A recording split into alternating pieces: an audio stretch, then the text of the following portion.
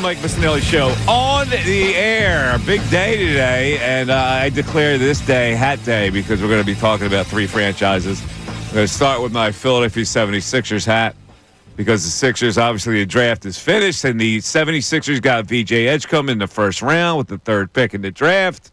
He was just on the morning show. We're going to play that interview. Delightful kid. And then we're going to have his head coach at Baylor, Scott Drew, on at 10:55. And in the second round last night at 35, a name kind of like it wasn't played up very high, although he was a very good college player. Johni Broome from Auburn was their selection. And you look at him and you go, boy, that's very strange because usually teams pick people who project with NBA skills, measurables. Johni Broome was just a player. He was a solid player. He may have been the second best college player last year at Division I, but he doesn't have great measurables. He has, well, I'll give you some numbers. A 1.81 to 1 assist to turnover ratio. That's not good. He had 2 blocks as a senior. Only 2 blocks? Is that true? That's what I read. Did he have 2 blocks as a senior? It wasn't a great rim protector, so that could be it. Yeah, he shot 27.8% from 3, so he's not a three-point shooter. He's a low post kind of a player at 6'9", undersized, and I guess the comparison you can make is the Zach Randolph from the old days of Memphis Grizzlies when Debo had a big body and he kind of muscled his way in there. I'm not so sure that the NBA allows for that type of player anymore. Is he going to be a backup center for the Sixers? And I don't know how that works. But anyway, it's a second-round pick. They'll sign some unsigned free agents and bring them to camp, and we'll see how that goes in the summer league. So they grabbed Johni Broome. You know, it's funny. It's almost the opposite of a good player whose team didn't succeed. His team succeeded, and he was a mediocre talent. Like, you look at the measurables, although he was a very successful college player. So anyway, we'll talk about the Sixers. We'll let you hear from VJ Edgecom, Scott Drew coming our way. We're going to have John Rothstein, CBS Sports college basketball analyst who's lives and dies with college basketball. We'll get his opinion on the Sixers draft picks. So let's now go with let me change hats here, Ray. Let's go with your fighting Phillies. I've got my Friday hat on, although they're on the road in Atlanta tonight, and the stopper is going to be the kid. So hopefully that works out for the Philadelphia Phillies, who scored exactly 1 run in 3 games in Houston. They got outscored 5-1 and lost 3 straight, which means they wasted some pretty good pitching performances. And the controversy of last night is that Max Kepler was not happy with his lack of playing time. Now, let's put this in perspective. He was asked the question, I guess, about his role here, and he said, yeah, he was promised he would play every day, which he was, sort of. They were going to play him as an everyday left fielder. It hasn't quite worked out, or he hasn't hit left-handers. But I go like this. If that's what the kid wants, let him give it to him. Let him either succeed or fail. If he thinks he can hit left-handers, give him a chance to hit left-handers. Because here's the thing. You don't have an alternative. There is nobody there that you can put out there that is a better solution than Max Kepler, even though he's hitting 220. And I don't care what you say. You're going to put Otto Kemp out there that's a better solution? I don't think it is. So if the kid wants to play every day, let him play every day, work him to death, and see if he succeeds. Give him what he wants, and if he fails, nobody can say another thing. So that's the way I look at it right now. I know this is a big controversial thing, and the people are going, how dare Max Kepler, of all people, say he needs to play every day? Well, they told him he's going to play every day. They haven't given him a chance to play every day. So in spots he hasn't been able to hit left-handers. Play him every day, see if he can hit left-handers. You can't. I mean, can you do worse? I don't know. Right? Am I out of line here with this?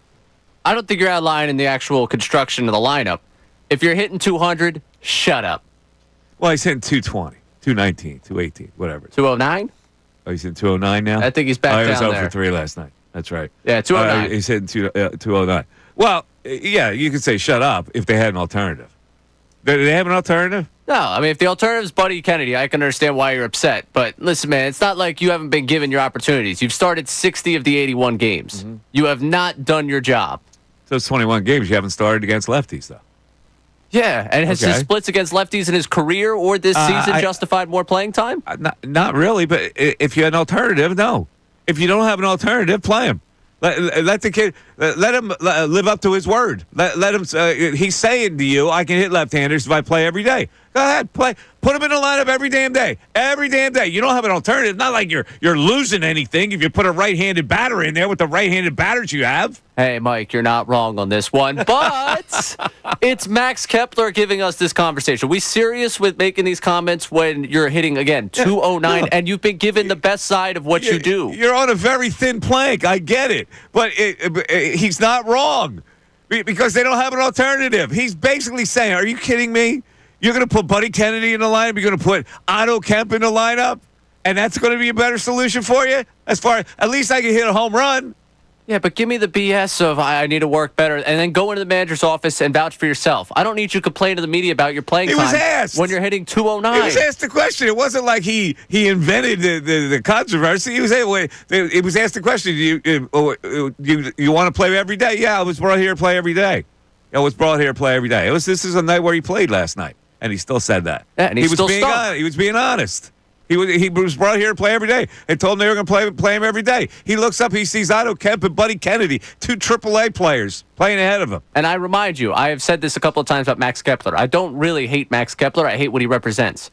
They failed in the way they addressed this outfield in the offseason. Max Kepler was underachieving left-handed bat when they needed a right-handed bat in left field. That's the way they tried to address the position. They failed at it. It's been really, really brutal to watch him over this season, outside of the few times where he's run into one. He's hitting 209. I don't want to hear from a guy that's hitting 200 that he's not playing enough. Play better, and then that'll answer your question. You'll get to play more often. If he was hitting 250, 260, and we were talking about a different player right now, sure, maybe there's a conversation of, all right, your other options here haven't been good. You have not been good in what is supposed to best showcase your abilities. That's hitting right-handed pitching. You have not showcased that night in and night out. Don't start with if I was playing more, I'd be better. Play better, then you play more. He didn't say that. If I was playing more, I'd be better. He said that he was brought here to be an everyday left fielder. That's what he said. Did he say somewhere along the line, if I played, I'd be better? The biggest challenge for me is not playing routinely, Kepler said after Thursday's loss. That's the biggest challenge. Okay, the biggest challenge for him has been hitting the baseball. It's a challenge for him to play every day, is what he's saying. Yes. Hit the baseball, you'll play more. That's the way this sport works. But if you don't get a chance to hit left-handers, how do you hit them? You don't get a chance. That's what I'm saying. Play the kid. Let him play him in 10 straight days against left-handed and see what you got. Because you don't have an alternative. That's my point. I am cool with that. What I'm telling you is I don't need to hear this from him. All right. He was asked. What's he going to say? Nothing? Let me just say this. I am tired of hearing this kind of thing when the Phillies don't perform. We need to get back to basics. What the frick is that? And B, they're trying too hard. There is no such thing as trying too hard in baseball. No such thing. Stop with the trying too hard. You're trying as hard as you can every single at-bat. Trying too hard. Study tendencies. Be better prepared for at-bats. That's how you go. You're not trying too hard. In fact, you're not trying hard enough because you're not getting in counts where you can do damage as a hitter. You're swinging at first pitches and are out of the strike zone. That's not trying too hard. That's just stupid. All right. Now that, I'll sit there and agree with you. All right. By the way, later on, play the horn. Later on, Flyer draft analysis tonight. Finally. It looks like they could either take James Hagan with the 6th pick, who's from Baylor, and Jake O'Brien, who was a star at Duke. Now, I have no idea who these guys are, but that's what I'm being told. Jason Martinez, my old producer, will be on a little later in the program. Flyer hockey, baby. Live it. Breathe it. Tonight, the big draft party in Atlantic City. You excited, Ray? All right, here's how you get in. A lot to comment on. The Sixers draft. The Phillies losing again. Max Kepler complaining. They're trying too hard. They need to get back to basics. And the Flyers draft. 610-632-0975 is how you get in. It's the Mike Missanelli Show. Back after this.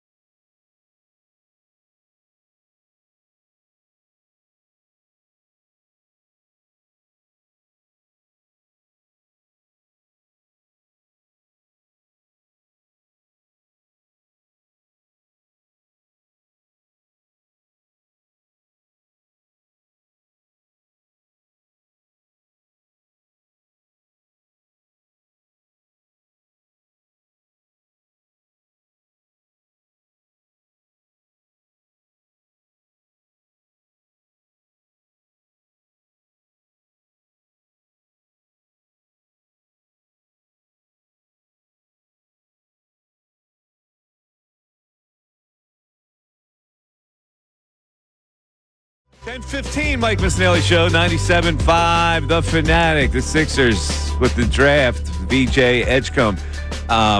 Almost 100% approval, I think, on this selection. Although I'm still on the record, I would take an Ace Bailey, and people are saying, well, Mike, why would you want a problem? He doesn't want to play here. And again, I go, yeah, okay. The initial shock, he wouldn't want to play here. He doesn't want to play in Utah either. What's his choice? Like, what is he going to do? Hold out?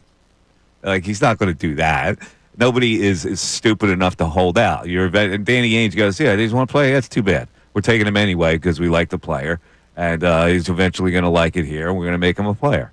So I would have taken Ace Bailey. But VJ Edgecom, look, he looks the part. He sounds the part. He sounds like a really good kid. We'll play the interview that the morning show did with him in a little bit. But the second-round pick, I mean, I'm not sure. Janai Broom wasn't even mentioned in that realm for and a lot of people say he wasn't going to even get drafted. He's a 6'9", low-post player, and he's not a great athlete. A 6'9", low-post player who's not a great athlete in a league that you have to be a great athlete, especially down low, to survive, right? Your thoughts on Janai Broom? Yeah, if you're going to be 6'9" as a big in this league, you got to have some athleticism to you, and he just doesn't have that. Obviously, he was crafty enough in college to really forge himself an incredible career, but this is a whole different level. I know yesterday we talked about him, both of us were like, you could go somewhere else. When they made the pick, I had the same exact reaction of, they could have went somewhere else. Yeah. It's one of those guys that pretty much the one thing you can say in his benefit is he's gotten better every year, and he's one of those more experienced guys. I know I said to you yesterday, I'd be curious if they went more experienced for someone that was a little bit more polished to contribute. I just don't think this is the guy that finds a way onto the floor with you, just because, again, he's a little slow to be down there moving in the low post. The size, he's not going to be able to take a wing because of that lack of ability to move with them.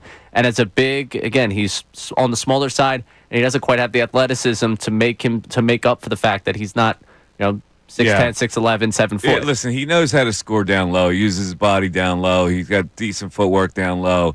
Here's what he doesn't face in college that he's going to face in the pros: weak side shot blockers. They're going to come flying at you from everywhere. If you're slow, they're going to get you shot. Like, there's no way without athleticism he's going to be able to score down low. So that's my only beef with that. Now, that being said, does he figure in next year at all? Well, he might. Is he going to be like a guy they bring in for Embiid in front of a Dembona? I mean, I can't see that. So what role will he actually serve? I don't think that he'll get much playing time at all next year. No, yeah. I would imagine his next big win is going to be helping the Blue Coats win something. Yeah, he'll probably be a Blue Coat. But that's all right. You're happy with Edgecom. You're listening to all the Edgecom stuff. You're good with all that. Yeah, what you're hearing from him? Yeah, loving it. I mean, again, I think one thing, if you didn't like the pick itself, and there are people out there, much like yourself, that were in on the Ace Bailey train or in the trade down and found themselves coming away from Wednesdays disappointed. Listening to the guy talk and listening to what he's about, you can at least appreciate the character of the player that you selected. Certainly. And we'll hear from Scott Drew. I'm sure he'll say the same thing. I just would rather have a wing than another guard. That's all with me. All right, so now we got a lot of text on Max Kepler. Hold it. Time for the hat. All right, let's put the hat on. There we go. All right, now we're talking Phillies baseball. What's the text board saying about Max Kepler? All right, with the Kepler situation, do you have Castellanos hand Kepler his metrics on paper before the game tonight, or does Topper have a closed-door talk with him? Guessing Kepler might be happier playing full-time for the A's or White Sox. See, everybody looks at this as a Kepler problem. I look at it like, who's your alternative? You want to get a sore ass because Kepler said what he said, then you must be okay with him not playing. And I'm not. Okay? I am not okay with whoever they want to shove out there as a right-handed hitter because you're not doing yourselves any favors anyway. So let the kid play against left-handers. Let him see what he's all about. If he thinks he can do it, then challenge him. Okay? You got what you wanted. Now let's see, big boy. Let's see you do what you need to do. I don't have an alternative. This is ridiculous. You don't. I hate what Kepler said. You don't have an alternative. What do you mean you hate what he said? Well, you do hate what he said. Come on. It's not like he said, I don't like it here. I need to play left field every day. He was asked the question. He said, yeah, they told me I was going to be an everyday player here. That's what he said. All right. But the awareness of saying that I was going to be an everyday left fielder, maybe look in the mirror where over the last calendar month you have hit 164 with under 600 OPS. Like, some of this can't just be, well, they told me I was going to be something, and it's just because I'm not that thing that things are going poorly for me. No, part of it, the reason is you're not producing. Do your job, and you'll be rewarded. Listen, I get it. He says the biggest challenge for me is not playing routinely. That's the biggest challenge. So the question, well, were you under the impression that you would? Yeah, I was told I was going to be the starting left fielder. Okay, he's being honest. He's being honest. The biggest challenge for me is not playing routinely. I can't get into a groove against a left-hander if they're not going to play me against left-handers. The guy's being honest about it. He's not being punky. It's not so much about getting in a groove against left-handers, it's getting in a groove against anyone. He is not. Again, he's hitting literally since May 27th, the last month, calendar month, he's hitting 164. I get it. I totally get it. And so if I'm the questioner, I go, well, listen, your numbers indicate this. So how do you reconcile that? Like, I would have asked the extra question to see what he had to say about that. I don't know if the extra question was asked because you already got the bites already. You already got the good quotes. You might as well say, I'm done. I'm done questioning him. Here's my golden quotes. My biggest challenge for me is not playing routinely. That's the biggest challenge. And that's not really that intense. The biggest challenge for me is not playing routinely. So he's saying, I'm in and out of the lineup. I can't get into a groove. Yeah, but do you deserve to be in the lineup every day? He said routinely. I don't know if that means every day. Routinely. Okay, well, routinely he's playing. He's been benched against righties too, hasn't he? No? No? Didn't they play Marsh there once?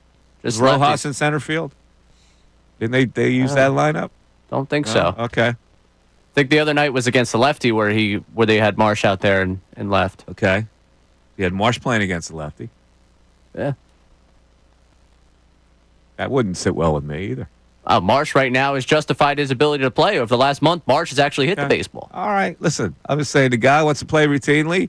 If I was the manager, instead of getting mad at that, I go, okay, you want playing time? You're in there every day. Let's see what you do. And I'll give you 10 games. Within 10 games, if you don't perform within 10 games, we'll DFA you. How's that? And if your alternative is Buddy Kennedy, I'm cool with it. Well, that's what your alternative is. But I'm telling you, I don't need to hear this from a guy who has not given himself the right to say that. I look at two AAA players that are playing ahead of me. I'm supposed to be happy about it. 610-632-0975. Back after this. Fanatic Sports Update.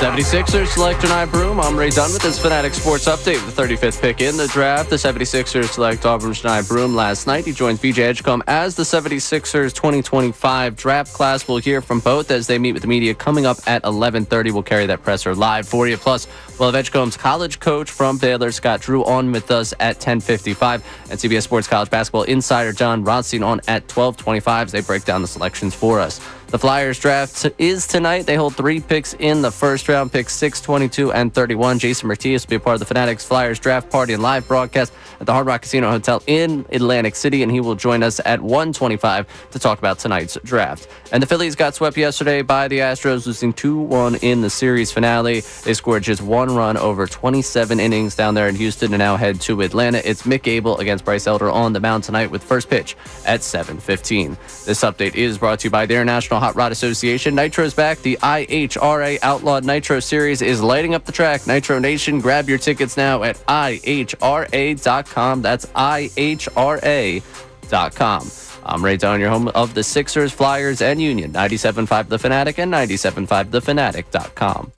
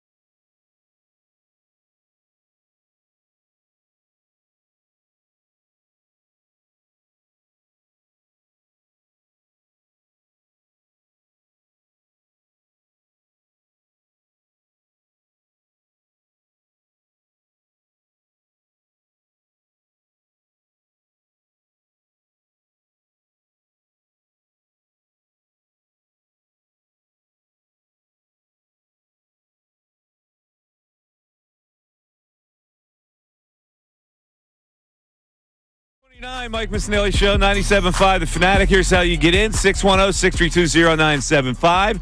If you have anything to say about what we're talking about right now, the Sixers draft with the Edgecom and Janai Broom. The Phillies losing again, scoring 1 run in 3 games against the Houston Astros, who have emerged as a very good team and now have gone ahead of the Phillies record-wise. Max Kepler not happy with his lack of playing time. And Buster Olney had a tidbit I read where he says if the Phillies add a first baseman type, Harper is willing to move to the outfield. That's a little underplayed here. It's Buster Olney is reporting. But also the Phillies' excuses, they're trying too hard. Oh, I love that. I love that trying too hard excuse. Oh, I'm trying too hard. Oh, whatever. And they need to get back to basics. It's always the most boring reasons why you're not hitting. Be prepared to hit. Okay, that's what I say. Study a pitcher, study his tendencies, get him in an advantageous count. You don't have to swing at the first pitch unless it's a cookie. Castellanos is back to being undisciplined as a hitter. You saw that yesterday. So hopefully they turn it around against the Braves. But Mick Abel is pitching tonight against your Braves, and he emerges now as the stopper, and I'm not sure he's ready for that role. Let's go back to the text board and see what we have, and we'll get our call. Jordan has been hanging on to wants to talk about VJ Edgecom, and then we're going to play you the interview at the morning show did with the kid. They've got to play Kepler every day because that's what you brought him here to do. How can they better hit again? How can he hit better against his weakness if they never take live at bats in the game? He's also one of the few people that can have a chance to run into a ball and hit a home run for this team. I totally agree. It's not that I'm an admirer of Max Kepler, but give him what he wants. Call his bluff because you don't have an alternative. You can't say to me, well, I got to play this other guy because he's better against left-handers. No, he's not. You got 2 guys in the lineup that aren't better against left-handers. So what's the difference? You're right. This guy can hit a home run. You need pop right now. You need home runs. What else you got? We want Kepler to hit versus lefties. He can't hit versus righties. Yeah. Neither can Kemp or Buddy Kennedy. They can't hit against lefties either. All right? That's what are we talking about here? Look at the alternative the Phillies have. It's one thing you want. Oh, Kepler's hitting 220 and he's hitting 209. And blah, blah, blah. Well, yeah, I get it. Where are you better off? All right, let's go to the phones here. We'll talk to Jordan in Cherry Hill about VJ. Jordan, you're on 97.5 The Fanatic. What's up? Yo, what's up, fellas? How are you, Jordan? How we living? Good. Good, man. Ray, it's the guru here. How's it going, buddy? So for years I've been calling the station, and unfortunately I don't want to use the word predict, but I saw this coming years ago when I started with the Embiid stuff. And Mike, usually you're on top of these things. Usually you're ahead of the fan base, but I don't understand why you're not more excited about this Edgecom pick, right?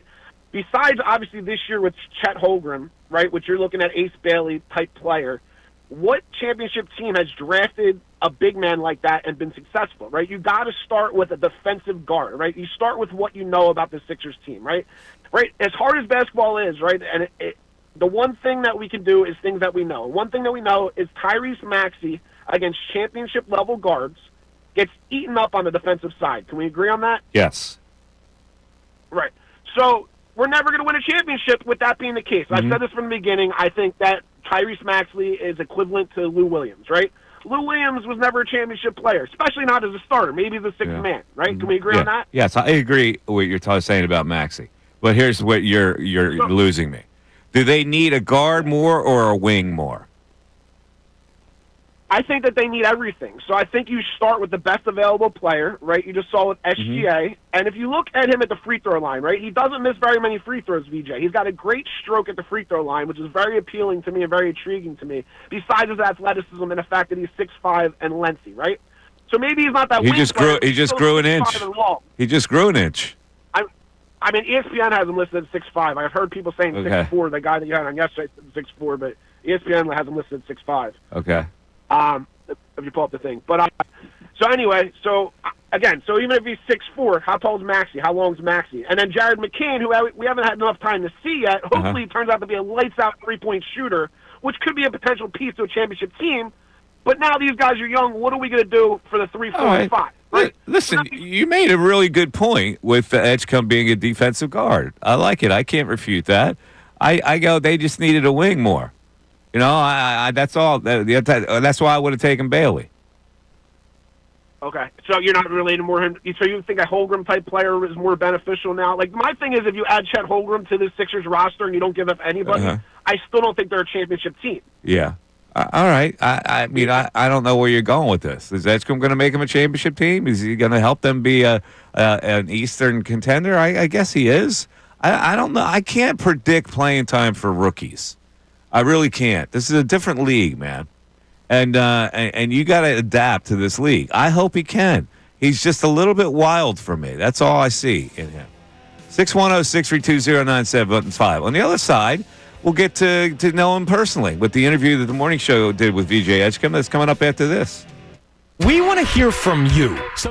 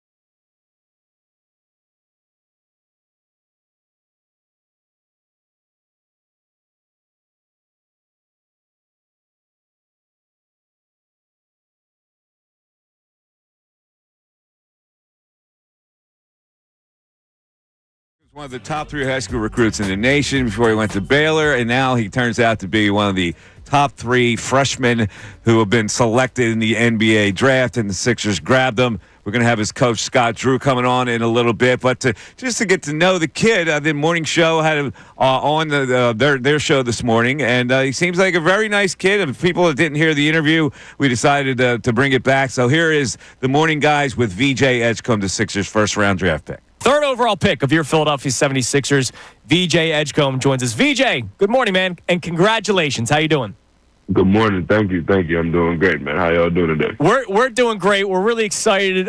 We fell in love with you the other night. All the stories that you told, the inspiring stories, and just your work ethic and how fired up you are to be in the NBA. First and foremost, what have you heard about the city of Philadelphia? I know that people normally hear about how tough of a city this is to play in. What have you heard? And then how are you, in terms of your personality and your ability to play basketball, going to fit right in? Yeah, I heard. First of all, I love the fans already, man. I've got to meet some of them. Just as soon as I got here yesterday, I seen some at where I'm staying at. Like I said, everyone's supportive. It's a city of brotherly love for sure. Once you're bought in, I realized that everyone, they love me out here. So I'm bought in to what the city has to bring, to what Coach Nurse have for the team. So yeah, man. And I feel like I fit in perfectly. I love connecting with fans. I love socializing with people, man. So yeah. VJ, what do you, though, when you look at what the Sixers have, now that you've gotten to look at, say, hey, I'm going to be teammates with these guys, where do you see yourself fitting in as a Philadelphia 76er? Yeah, I feel like I fit in perfectly with them. Being able to play alongside other superstars in the league, I feel like I fit in perfectly, man. And I'm just ready to get in and learn. That's the main thing. I'm ready to learn from what everyone around me can teach me. You can learn from anyone on any given day. So I'm just excited to just go in there and learn, especially playing with superstars. And hopefully I'm that piece to help get us over that hump. VJ, what do you think's the number one thing you're going to, if you were to put together a learning list of your transition to the NBA, what do you think you're going to be learning from those teammates? How to play in space. Just how to be a great player in general. And that comes with every aspect of the game. Just learning different spots on the floor. So I feel like that's just going to be. And I'm just super excited just to get in there and start working. I love how obsessed you are with defense. I love what you said the other day, how you hate it when people score on you. I think a lot of NBA fans look at points per game and how a guy can shoot from 3. Talk about the importance of defense and why you take so much pride in it. Yeah, I take so much pride in it because, like I said, the team, if they're scoring, then, it's going to be a long night, The objective is always, score more points than the other team, and by doing that, you got to defend. You also got to defend on the other end, to prevent them from scoring, man. And that's what I love to do, man. I just hate to see other teams score you because I hate to lose. I hate to lose, man. And just playing defense, it's just I actually have fun doing it. That's another thing. You got to have fun playing defense, man. You got to want to do it. And I want to play defense. What did you learn in the short time that you were in college that you think is going to serve you well in your transition to the NBA? I definitely learned how to play off the ball. How to play with other great players. So I feel like that was everything happens for a reason. I said, Lord knew where I was going, and He placed me in a situation that that's going to help me.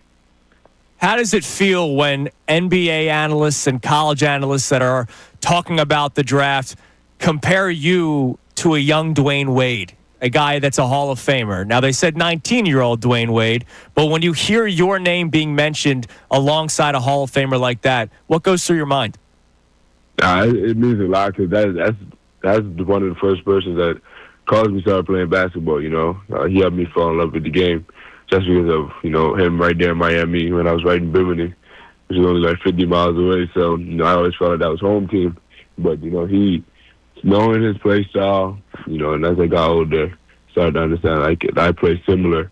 It's a blessing just to be compared to someone of such great talent, such caliber player.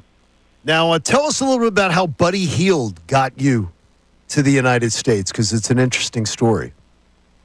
Nah, so I was at Buddy's camp when I was like 13 or 12, playing against 18-year-olds. I ain't supposed to be there, but I think they was about to try. I think they was about to send me back, but they was like, "Nah, keep him." So you know, it was he just helped me got some exposure. You know, and always gave me confidence. He always gave me confidence in my work. So I feel like that's what it was. We're speaking to VJ Edgecom here on the Comcast Business Hotline, third overall pick of the Philadelphia 76ers. The Sixers were in an interesting position to be able to select third overall. You mentioned the stars that are on this team, Joel Embiid, Paul George, and Tyrese Maxey. Nobody really expected going into this past season that they'd be drafting third overall, but here we are. So how is it for you, a lottery pick, a third overall pick? Is it easier or is it more difficult to try to find yourself a part of a team that already has some pretty big name players? For me, as the type of player I am, and the type of character I have, I feel like it's going to be easy for me to be a part of this team. You know, every team will have ups and downs, but I feel like everyone on this team are great people. I got to spoke with Tyrese in person, a great person. So, you know, I just know that they're gonna help me. I just know they're gonna help me throughout the process, throughout the whole time being here in Philly, man. I just know they're gonna help me. VJ, I'm married to a woman from the islands. You're gonna have to find some island food here in Philadelphia. Most def. That is gonna be. You're gonna use every connection you've got, because there's gonna be a lot of places that say they serve it, but she's pretty critical of it. So you're gonna have to get down to business with that. Yeah, I have to. I'm gonna need my island food for sure. So what is the journey in Philadelphia now, right? So you get selected. You said you got here yesterday. What's a couple of the first things that you want to check off now that you're in the city of brotherly love? First of all, I want to get a Philly cheesesteak. Oh, there you go. Of course. Yeah, I feel like it's not, you know. They're not putting any conch on it, though. There's no conch fritters on it or anything like that.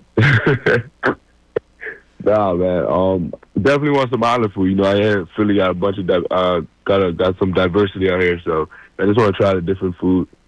That's the main thing. I just want to try different food. So if anyone got any spots, just let me know. If you know Philly fans, if you're listening, man, you can hit me on Instagram. I'll be looking at my messages just to see, you know, any food suggestions anyone has, man. I'm definitely open to try. Oh, you know you're gonna get it. There's gonna be a lot of people that will. Now, a couple of other things before we let you go, man. Again, congratulations. Really happy for you. Thank you so much. The number 77. We got to talk about the jersey selection. Yeah, they were giving you. They were a little questioning it this morning, and I was saying, leave the young man alone. See, when I see the number 77, I think of a big man or a Euro. So Yeah. what went into 77? I know you were 7 in Baylor, and that number's being used right now by the Sixers. So what led to the inspiration of choosing 77? Man, so 7, obviously, Kyle already has it. And then 1, that wasn't available.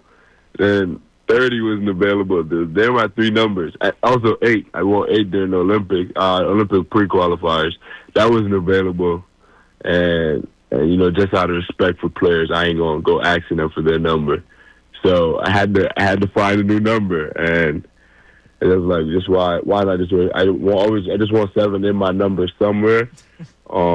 So I was like, I might as well just wear 77. You know, I don't want them to think I'm copying anybody, but you know, I was like, I just want to wear 7. So I'll just wear 77. You brought up that the number 8 was what you wore in the Olympic qualifiers. What was it like for you playing for the Bahamas men's national team? Like what was that? What kind of pride did you get for that, playing for your home country? Yeah, it helped build my confidence. And it also helped me learn the game of basketball a lot more. You know, I love to learn, especially when it comes to the game. So I feel like just playing with the pros every day, being around them, you know, it taught me a lot. Especially while I was only 18 at the time. So you know, I was extra young, playing with my teammates. That's older. Like my guy EG. You know, EG knows all love though. But yeah. So I just learned a lot the whole time being out there with them. I would suggest that do not let Tyrese Maxey talk you into rooting for the Cowboys. You're an Eagles fan now. You're a Philadelphian now. That's very important. Yeah. That's very important because Tyrese might pollute your mind. Do not let him. Do not let him. I already said go Birds yesterday. There we go. Yes, There you go. We got to go Birds from love VJ Edgecom. I Yeah, love you it. do that. Now, last thing, VJ, your head coach from Baylor, Scott Drew, is going to be joining the Mike Missanelli show. They come on after us. Any message you want to leave for Scott? Welcome to Philly, Coach. You know what I'm saying? Welcome to Philly, man. Philly's a great town, great city. You're gonna love That's talking to Philly people. And Coach, I love it, man. That's awesome. VJ, listen, man, Thanks, VJ. congratulations. We look forward to seeing I know you. it's going to be busy for you with media and jersey photos and all that kind of stuff, but we appreciate you taking some time, man, and good luck this upcoming season. Thank you for having me, man. Philly, I love y'all already, man. There he is, VJ Edgecom. Sounds like a great kid. That was delightful to listen to that kid. You looking for Bahamian food? You know what that is? Conch, baby. Conch. Conch salad, conch this, rock lobster. That's all that food, Bahamian food. Anyway, let's take a break. We'll come back. And yes, his head coach, Scott Drew from Baylor, joins us after this. Fanatic Sports Update. Sixers selection Ive Room. I'm Ray Dunn with this Fanatic Sports Update of the 35th pick in the draft. The 76ers select Auburn Ive Room last night. He joins VJ Edgecom as the Sixers 2025 draft class. We'll hear from both as they meet with the media at 11:30. We'll carry that presser live for you right here on the Mike Missanelli Show. Plus, coming up next, we have Edgecom's college coach from Baylor, Scott Drew, will join us to talk about the selection of VJ Edgecom and his collegiate career, what he sees for him coming up in the NBA. That's coming up next for you. CBS Sports College Basketball insider John Rothstein joins us at 12:25 to talk about the different selections the 76ers made and how they project into the professional game. The Flyers draft is tonight. They hold 3 picks in the first round, picks 6, 22, and 31. Jason Martinez will be a part of the Fanatics Flyers draft party and live broadcast from down in Atlantic City. He will join us coming up at 1:25 to talk about tonight's draft. And the Phillies, they got swept yesterday by the Astros, losing 2-1 in the series finale. They scored just 1 run in Houston. It's now time to turn the page to Atlanta. Mick Abel against Bryce Elder on the mound. First pitch against the Braves tonight down in Atlanta at 7:15. This update's brought to you by Allstate. Some people just know you could save money on car insurance by checking Allstate first. So what are you waiting for? Check Allstate first for a quote today. You're in good hands with Allstate. I'm Ray Dunn, the home of the Sixers, Flyers, and Union. 97.5 The Fanatic and 97.5thefanatic.com.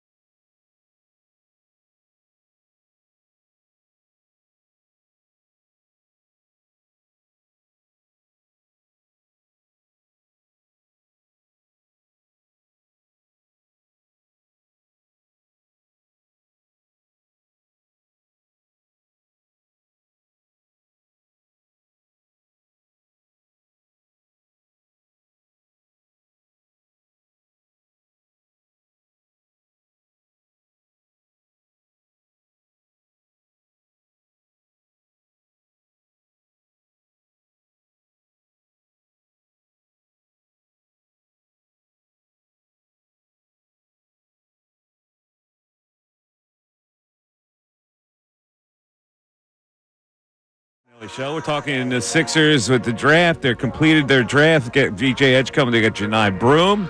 Pretty big names in college basketball. And in a couple seconds, we'll be on the line with Scott Drew, the head coach of the Baylor Bears. So most people totally delighted with the selection of VJ Edgecom.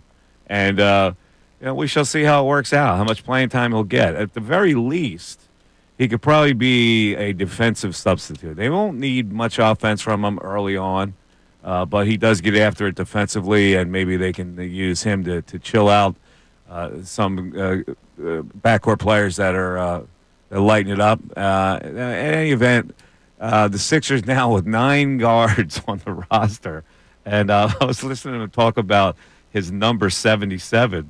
Kyle Lowry has number 7. He said he needed 7 in there. Yeah, I got to be honest with you. I'd give him 7 over Kyle. I'd let Kyle change it. But in any event, the man who coached VJ Edgecom joins us right now. Very successful head coach for the Baylor Bears, Scott Drew, on the line. Hello, Scott. How you doing? Thanks for joining us. How are you guys doing today? Fantastic. Now, VJ had a message for you. He said you're going to love talking to Philly guys. So hopefully you do love it. Listen, hey, I do love it. So here's my first question. Where's the best Philly cheesesteak place? Well, there's 2 places that are tied for me. One is called John's Roast Pork, which is in South Philly. The other is Angelo's, which is also in South Philly. So stay in South Philly for your cheesesteaks.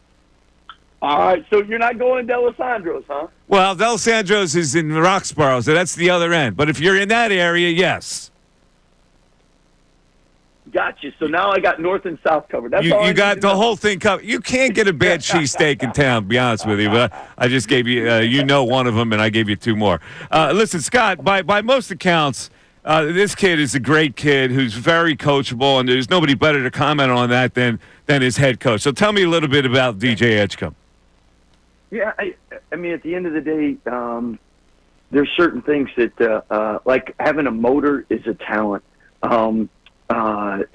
Somebody that will put their nose in there is a talent.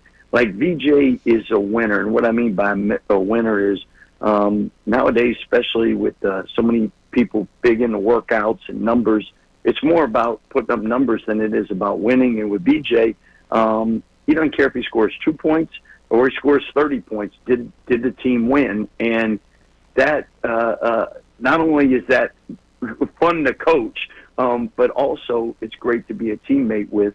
And that means each night he's going to do whatever it takes to win, because that's his goal. His goal is not to come in and average a certain amount of points. His goal is to win games. And those are people you want on your team, and those people you can win with. All right, let's talk about his game. Break down his game for me, because it looks like defensively he can contribute right away. Offensively, it wasn't a great three-point shooter, although he did have 6 threes in the game against BYU. He's had a 30-point and 28-point game for you last year. But talk to me about his offensive production. Okay, well, if you're talking offense, one of the things that we didn't know is just how good he was at facilitating out of the pick and roll. And, probably if we could go back in time, we had to put him in more pick and roll situations, because he did a great job getting the ball out and making the right reads and allowing us to play 2-on-1, 3-on-2, 4-on-3. And then at the same time, if he can get his own out of that. As far as offensively, he can get to the rim, he can finish, and play through contact. But you mentioned his shooting, and if you look, his shooting numbers in the Big 12, I believe they're close to 40%. And normally people, their numbers are higher against weaker competition. And VJ, somebody that tweaked his shot.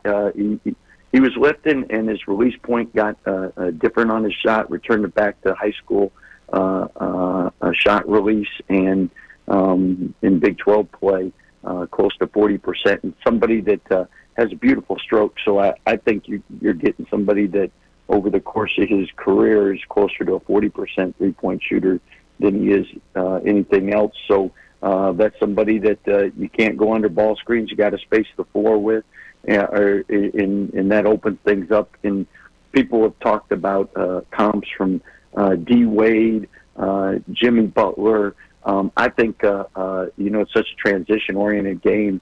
When he gets a rebound, he's like a young Russell Westbrook on the break. I mean, he's extremely difficult to stop in transition, and somebody that when he played with the Bahamas national team, you saw with how the floor is just more spread, obviously, in the NBA and international games with all the NBA players. He's someone in space is really, really hard to guard, and that's why his game translates so well. Yeah, he's ferocious going to the basket. I assume we're going to see a couple mad dashes in the NBA to the basket for dunks like we saw at Baylor. Well, and as a coach, it's kind of, we practice a lot more when we play games, so it's great going to practice every other day and getting the Sports Center top 10 play. The Bahamian background, I mean, he seems to be a delightful kid, and he knows where he comes from, and he doesn't forget where he comes from, and he credits that a lot for getting where he is. Tell me about, like, when you first were aware of him. Were you aware of him as a Bahamian player, or not until he got here to play in Florida and then up in the Long Island Lutheran?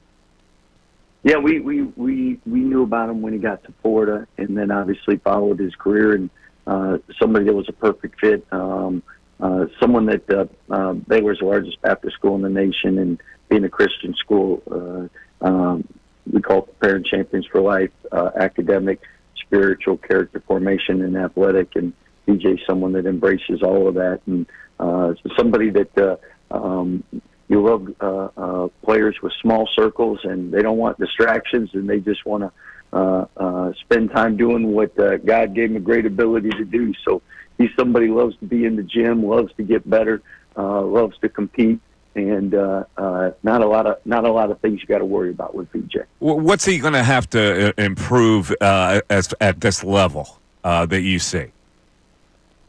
Well, I mean, first and foremost, the one thing that people are going to always improve on if they spend time in the gym, and that's their shooting, because you get so many more opportunities to work on your craft in the NBA. So his range will continue to improve, and again, I think over his career he'll be a lot closer to 40, and maybe that's 42, maybe it's 38.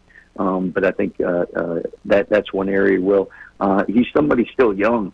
I think physically, when D. Wade got in the league, someone tweeted Dwayne's sophomore stats at Marquette, and then VJ's freshman stats at Baylor. Remarkably, a lot of similarities. And obviously, D. Wade filled out, got bigger and stronger. VJ's somebody that's going to look different in 3 to 4 years, just because he is so young and he is still maturing. I wanted to ask you this question. We're talking to Scott Drew, the head coach of the Baylor Bears. Your opinion on, because the two Rutgers kids were talked about, well, they were great players out of high school, and their team wasn't that successful, and therefore that's a knock on them, even though both of them were drafted still. Does it make a difference that you play for a good team that makes the tournament? You guys made the tournament last year, won the first-round game until you ran into Duke. Does that help a player? Do you look at a player that has to have that experience to really be more of a viable NBA player? Yeah. Well, I think there's always exceptions to the rule, but normally I think most people would say you want to go to a doctor that's had successful surgeries rather than unsuccessful. Coaches want to coach players that have been on winning programs and winning teams rather than people that haven't shown they can do it. So definitely I think the number one this is our 5th straight year with the top 19 pick, only program in the country to do that. But the one common denominator for players drafted, usually they come from teams that play in postseason. And again, everybody wants to win. So one thing is taking players that have won before. That's important. There's always exceptions to the rule, but I think generally all of us. I mean, even look at our shopping online. Like, I know my wife's really good at that, but you look at them reviews and people that got bad reviews, people ain't buying stuff from, right? You got great reviews, that's where you go. So, I mean, winning is good reviews. You know what's great about you? The Drew family screams of Midwest, and here you are in Waco, Texas, and I'm listening to this Texas drawl coming out of you. Like you're the Valparaiso Drews. Come on, man. Hey, I got the tournament too now. I got the tournament. Listen, thanks for coming on. We really appreciate it. Hopefully, the kid has a long career here. He's really being accepted. I think everybody really likes the Sixers pick, and from the interviews, he's been really kind of a delightful kid. So we're I think happy here in Philly. Well, the last thing I'll leave you with, the great thing about BJ is extremely loyal. So he's a guy that you can see being at one spot for 15 years, and that's rare nowadays too. So that's something I think the Philly fans will really appreciate. Sounds good. Scott, thanks for your time. We really appreciate it. Thank you, guys. All right, there he is. Scott Drew, ahead of Baylor with his views on VJ Edgecom. So far, like, everything is hunky-dory, you know? Everything is about this kid is wonderful. By the way, you are listening to the Mike Missanelli Show on WPEN HD1, Burlington, Philadelphia, Beasley Media Group station. We broadcast from the Comcast Business Studios. Take a quick break. We'll come back with your views on the VJ Edgecom in the Sixers draft, and the press conference is coming up at 11:30, and also some Phillies stuff. Max Kepler, public enemy number one, all of a sudden, back after this. Hey, everybody, it's Bill.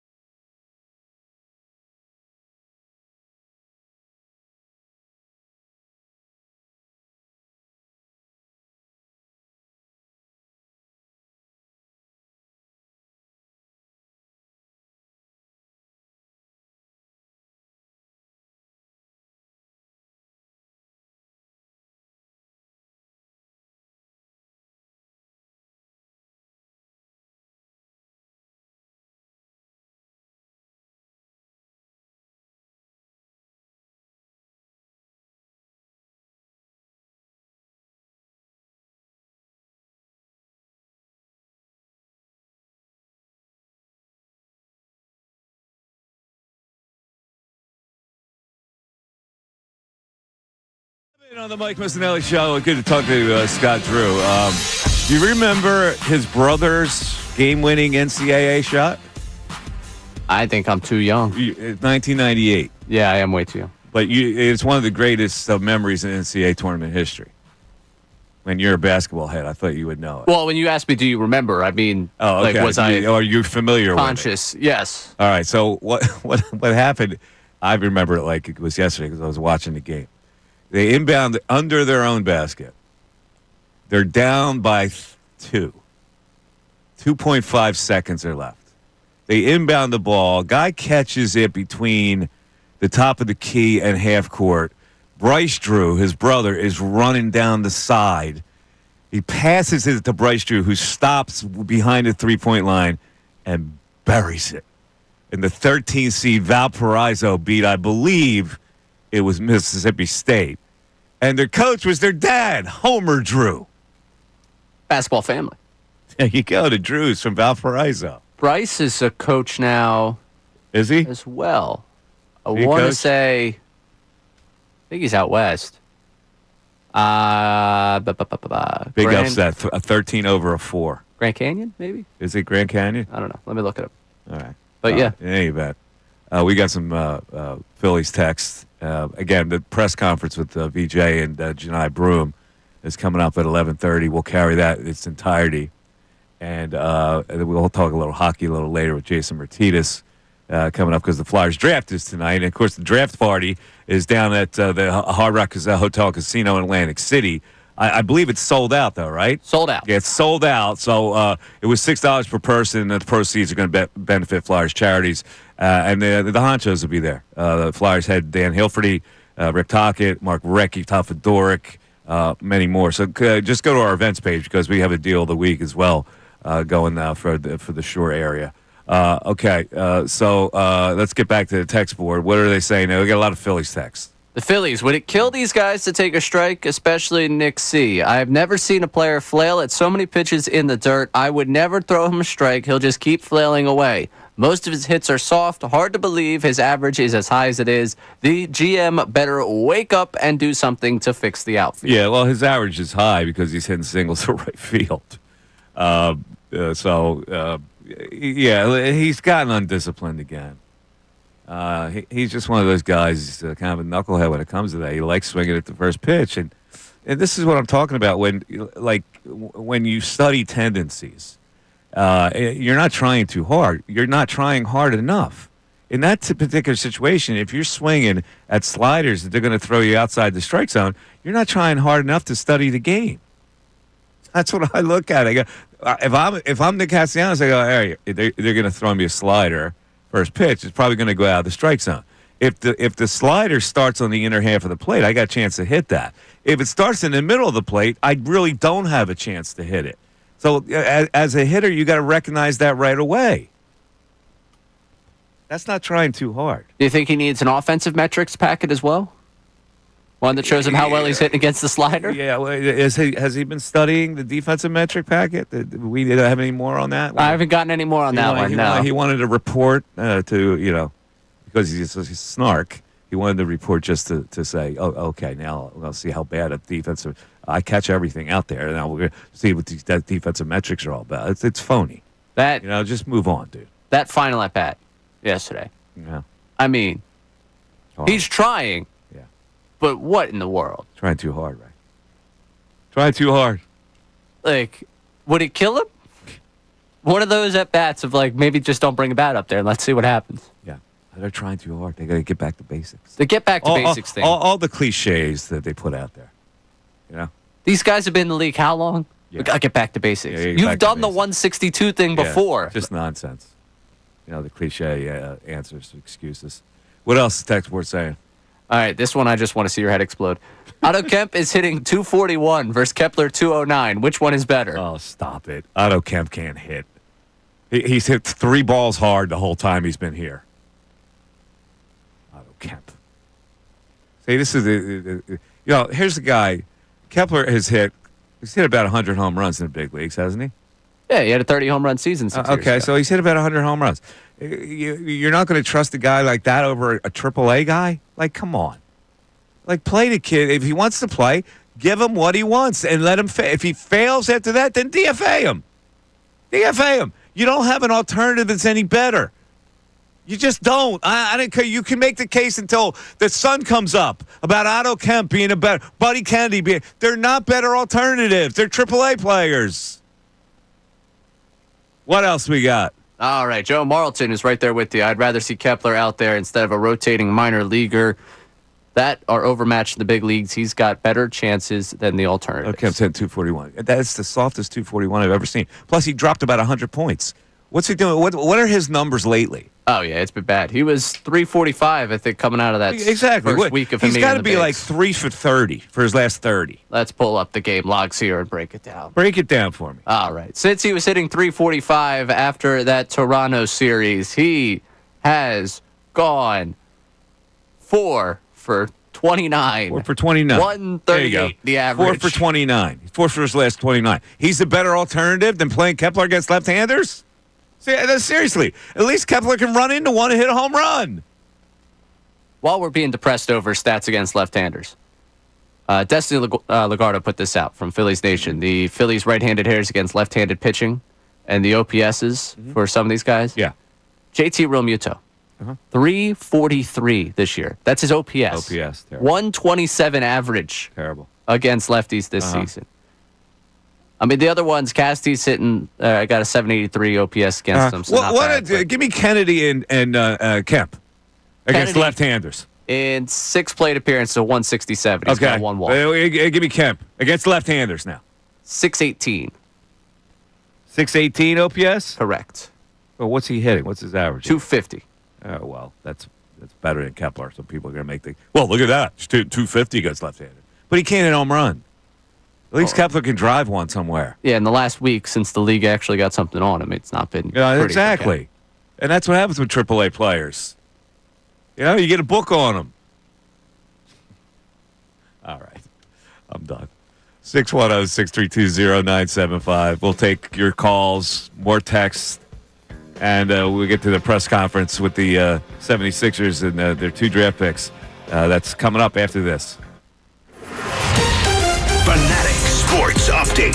76ers select Janai Broom. I'm Ray Dunn with this Fanatic Sports Update with the 35th pick in the draft last night. 76ers selected Auburn Janai Broom with that selection. He joins VJ Edgecom as the Sixers 2025 draft class. We'll hear from both as they meet with the media coming up at 11:30. A presser that we will carry live for you. You already heard in this show Edgecom's college coach, Scott Drew of Baylor, joining Mike to talk about VJ Edgecom, his potential in the NBA, and what he loved about him at Baylor. You can listen back to that one more time at our website, 975thefanatic.com. Coming up at 12:25, we'll have CBS Sports college basketball insider John Rothstein to break down the selections that the Sixers made in the draft.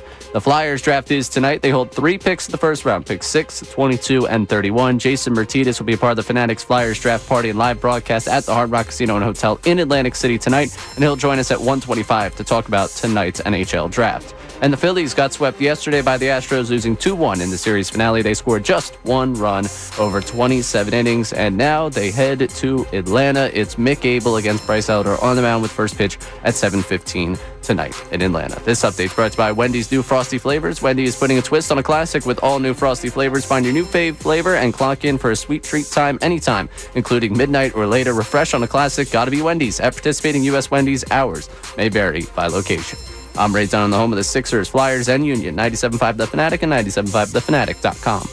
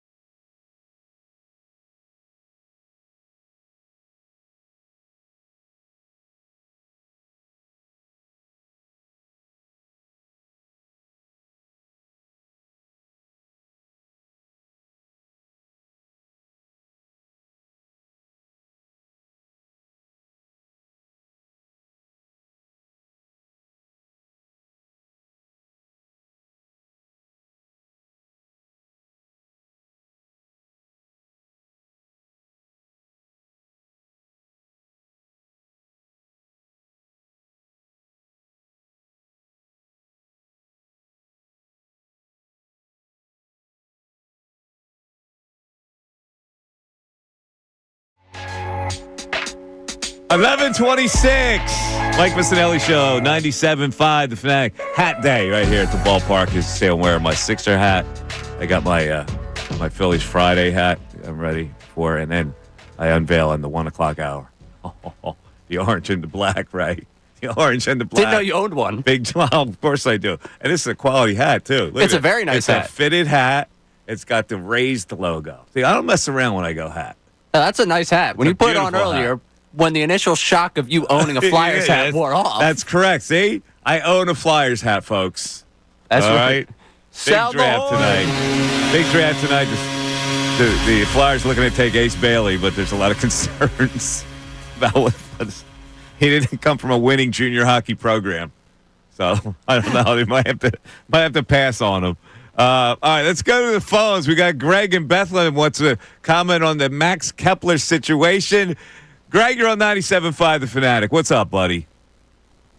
Good morning, gentlemen. Good morning, Greg. You too, Ray. Seriously, Look at that. He went ish on you a little bit. Yeah, is this? you know, I had to make sure Ray was awake. Oh, he's awake. All right. Yeah.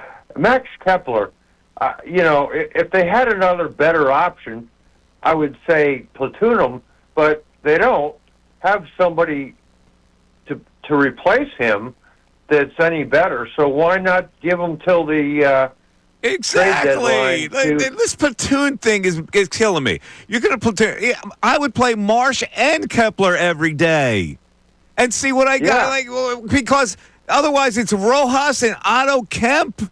Like, come on. All right, I give Sosa some at-bats at second base and platoon him a little bit with Stott right now. But the outfield situation, you don't have anything better.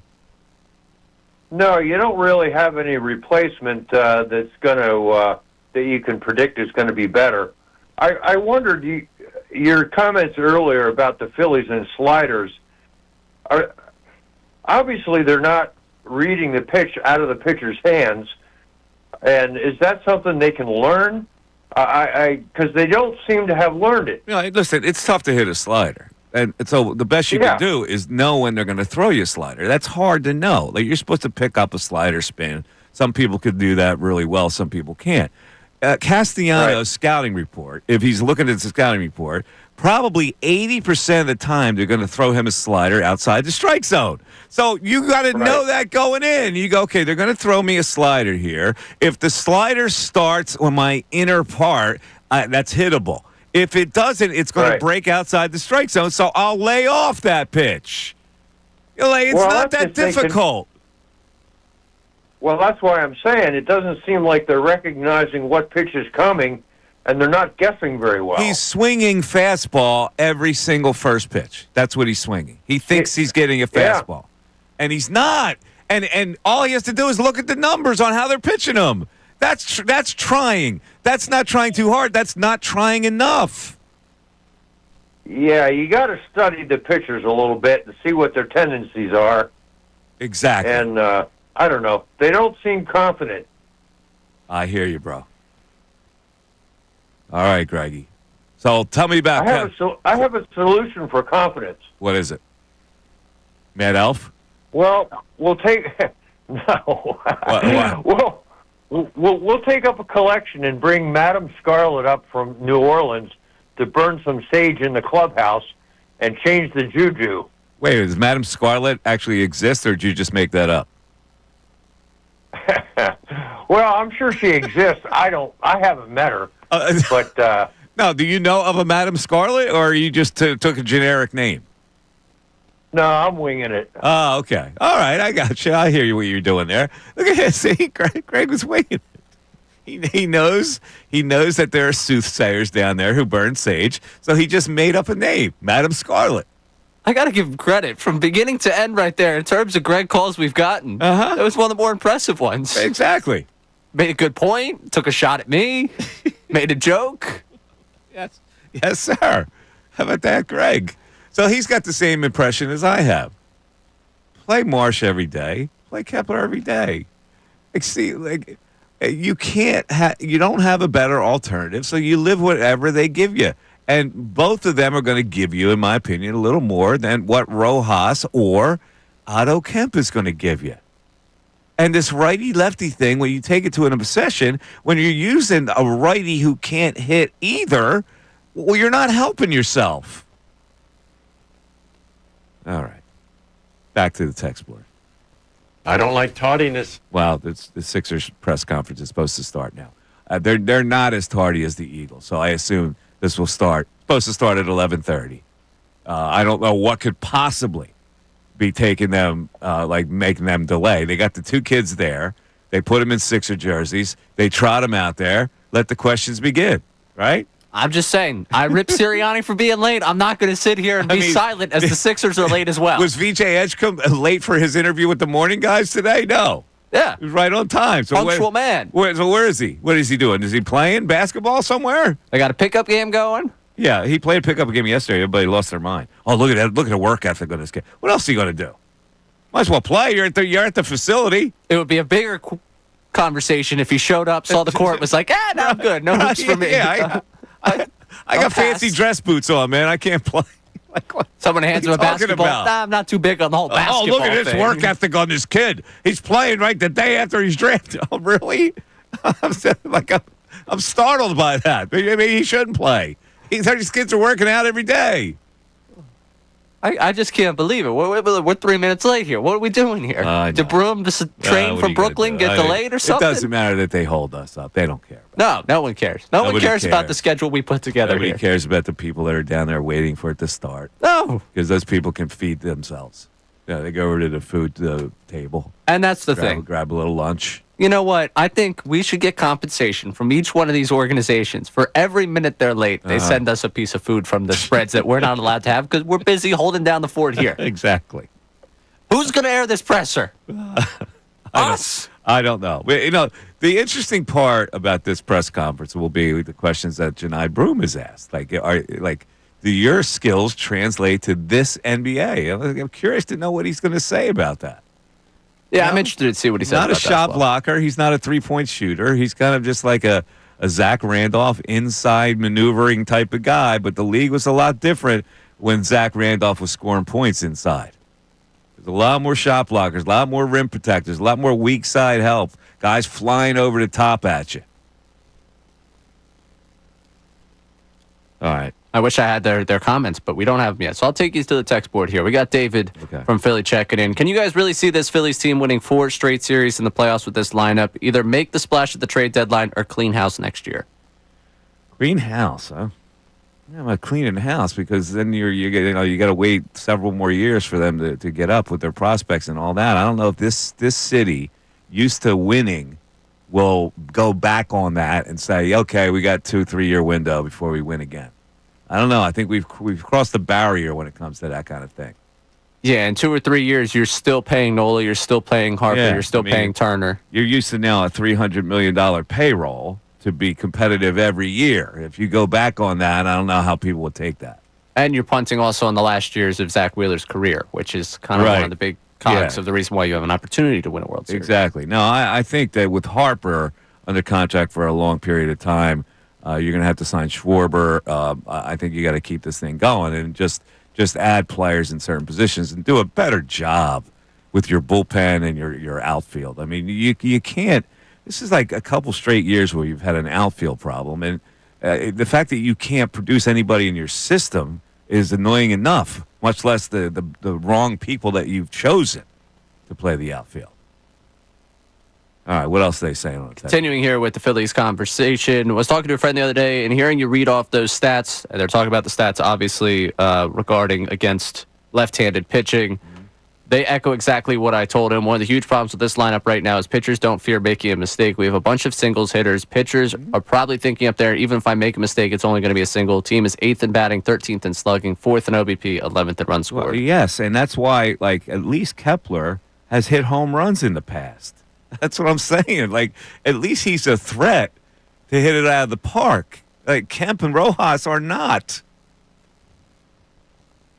Another text here that I think a lot of people are probably thinking after this week in Houston, how do Sanchez and Ranger feel when Thompson has 3 automatic outs at the bottom of this lineup?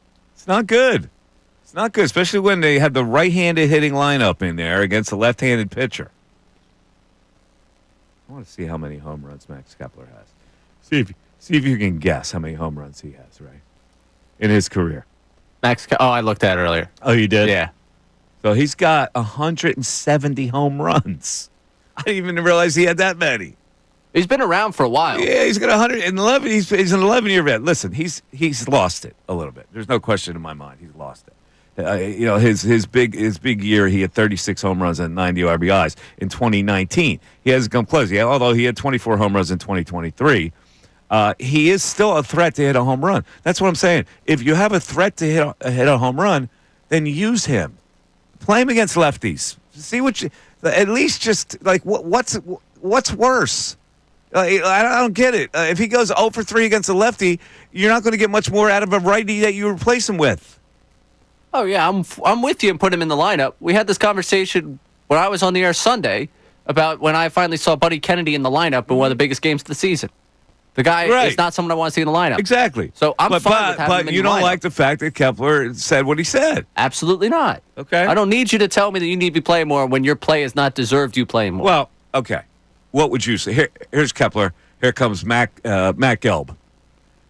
Hey, Max. You're kind of like continuing this slump here, and you're hitting that 209. Can you want to talk about that? What's going on with you? Well, what would you say? The biggest challenge for me is not playing routinely. Biggest challenge for me is right now hitting the baseball. I don't need to throw the manager and this organization under the bus when I am only hitting 200. I get it. But he's saying that, and this is absolutely, I can tell you, a guy that's been in the major leagues for 11 years, he's hit 170 home runs, is looking out at the field, and he is seeing Otto Kemp, and he's seeing Buddy Kennedy. Oh, I understand. That's what he's seeing. I understand what he's looking at. So that frustration, it didn't boil over to the point where he goes, I should be playing in front of those guys. It just went my biggest challenge for me is not playing routinely. I can't get in a groove against it. So how can I hit left-handers? That's basically what he's saying. I understand the frustration that he would have sitting there watching Otto Kemp and watching Buddy Kennedy. Yeah. But instead of voicing that to the media and taking that as I don't know what's going on with this organization. They told me I'd be playing every day. Yeah. I also think that maybe if you look down at the numbers in front of you of what you've done this season, you have to realize that sometimes you have to earn your way onto the field, and he has not earned his way onto the field. I get it, but he's earned his way over those mutts. That's my point. All right? His previous play in the big leagues has earned him more than those mutts. And I agree he should be in the lineup. I'm not against that. I think that the bigger question to me that comes out of this is not so much how upset he is, who's playing in front of him. It's the fact that he's not enough, these guys aren't enough, they don't have enough out there. What are you talking about, Mike? Otto Kemp is out of energy. Yeah, your sister out of energy. We got a text. Kemp had 14 home runs when they called him up. The power will come. The power will come. AAA, Weston Wilson had 30 one year. The power will come. This is a whole different animal, folks. Because you hit home runs in AAA does not mean you're hitting home runs here. Does Otto Kemp look like he's got a home run stroke up here? Just want to see if he can put the ball in play anymore. Does he put the ball in play? AAA and the big leagues, there's a long, wide gap. Learn it. Weston Wilson. Remember Bill? We're arguing with Bill. Oh, Weston's a power hitter.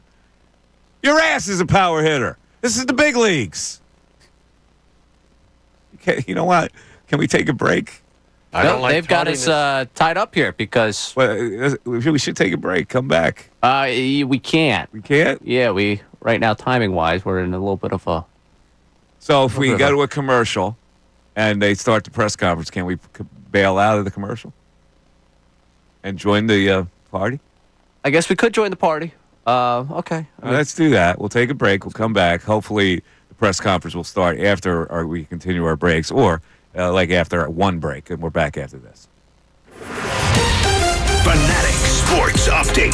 76ers select Janai Broom. I'm Ray Dunn with this Fanatic Sports Update. With the 35th pick in the draft, the 76ers select Auburn's Janai Broom last night. He joins VJ Edgecom as the Sixers 2025 draft class. And we're supposed to be hearing right now from both Janai Broom and VJ Edgecom when they step to the podium we will carry that presser live for you from out there in Camden at the Sixers facility. We already spoke to BJ Edgecom's college coach, Scott Drew, who was on with us earlier in the show. You can catch that conversation one more time at 975thefanatic.com. CBS Sports College Basketball Insider John Rothstein's slated to join us at 12:25 to break down the selections. Flyers drafted tonight. They have 3 picks in the first round, 6, 22, and 31. Jason Martinez is going to be a part of the Flyers Fanatic Draft Party and live broadcast from the Hard Rock Casino and Hotel in Atlantic City. He'll join us at 1:25 to talk about tonight's draft. And last night, the Phillies got swept by the Astros. They lost 2-1. They scored just 1 run in 27 innings. Now head to Atlanta. Mick Gable versus Bryce Elder on the mound tonight. 7:15 start for that one against the Braves. Tired of feeling alone in your job search? This update brought to you by ExpressPros.com. Tired of feeling alone in job search? With just one connection, you can find endless job opportunities. That one connection is Express Employment Professionals. Visit ExpressPros.com. I'm Ray Down, the home of the Sixers, Flyers, and Union. 97.5 The Fanatic and 97.5thefanatic.com.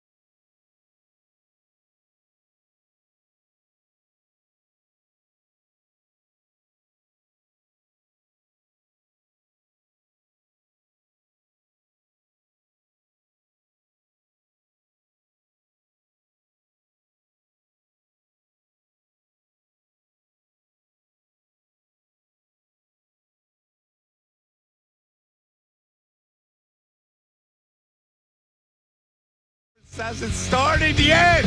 It's unbelievable. The word is I don't that like tardiness. Janai Broom was a little late. I don't know why. Maybe getting into town. I don't know. You got any information on that, Ray? No, I'm just now trading texts back and forth with a member of the media beat saying, just going back and forth how many minutes at this point. So it was Janai Broom. And apparently you're supposed to be 5 minutes late, and then He's fucking going to be 5 minutes late. and now we're And 17. now So I don't know. Maybe they got something more going on back behind the scenes. They got it in town. They're talking over things. I don't know. I'm at a All loss. right, here. well, it's, I'm at a loss, Mike. in any event, we'll have the press conference when it begins. We also have the news at noon coming your way. And then John Rothstein, CBS Sports College basketball analyst, will join us to talk about the draft and his surprises and BJ Edgecom and Janai Broom and all that kind of stuff. That's coming up at 12:25. A packed show today. So we're waiting for the press conference to introduce the two Sixer players. I assume Daryl Morey will be there. I assume Nick Nurse will be there, right? I assume the players will be there. Yeah, Players I will don't be know. there. And then the media will be there. Yeah. They'll be interesting. And we're going to carry it for to you. hear what questions are asked for these two guys, especially Janai Broom. I'm really curious about it. And we've been exposed to Edgecom now for a couple days, so we've heard a lot from him. Zoom, interviews, morning show, the whole bit. Yeah, ESPN, NBA TV. He's been all over. He's been all over the place. He has. Which, understandably, third overall pick, you would think you're going to get the press tour and you're going to get a chance to talk.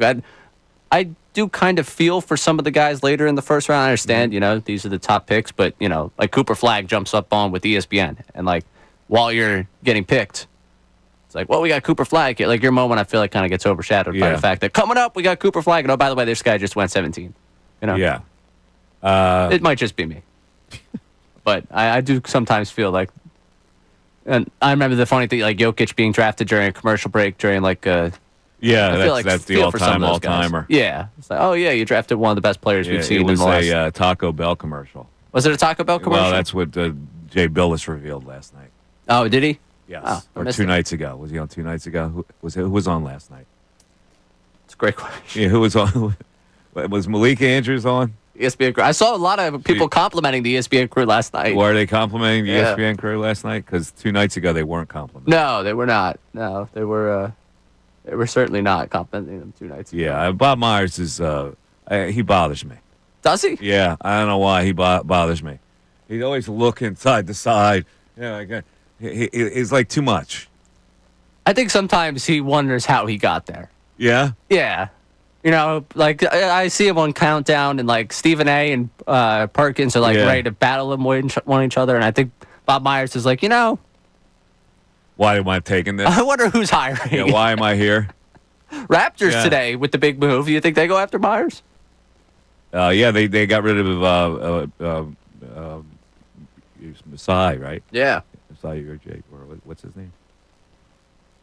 Masai, what? President of basketball operations. Yeah. Okay. Text board help at all? Sure, I don't know what to do here. All right, let's get to a call. We're on hold. This is the worst thing for radio because we're supposed to go to this press conference and we're prepared to go to the press conference and it's not happening. It's now 20 minutes late. Let's go to Jim in Pennsylvania. Well, Jim. hold the presses. Hold on, we got it. There we go. All right, hold on, Jim. The press conference is starting. Here we go. Sixers NBA draft class, BJ Edgecom, Janai Broom. We will start with opening statements from each of them, and we'll turn it over to media for a question and answer. I got it. VJ Edgecom here. I'm just super excited to be here. I don't got much to say. I'm just ready to go play some basketball. That's it. Janai Broom here. I kind of feel the same way. I'm excited to get to know you guys, get to embrace the city of Philly, and I'm ready to play basketball as well. We'll start with questions.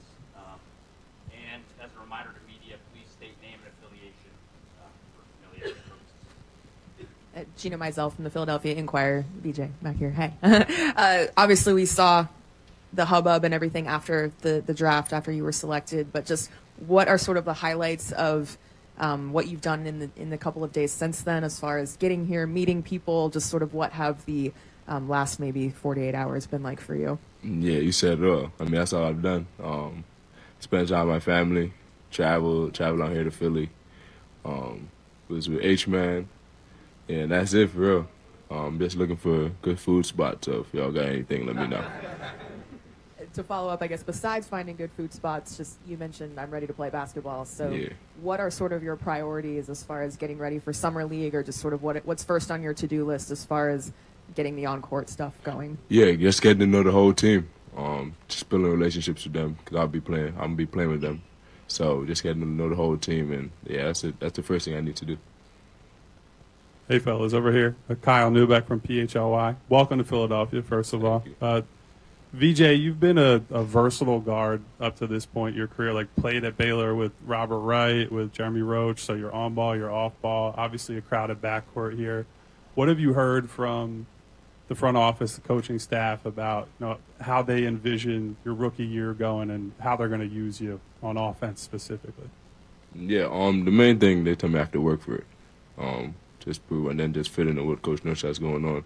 I'm here to buy in, so whatever role, we ain't talk about that, to be honest, but whatever role they have me playing, I'm just willing to buy in.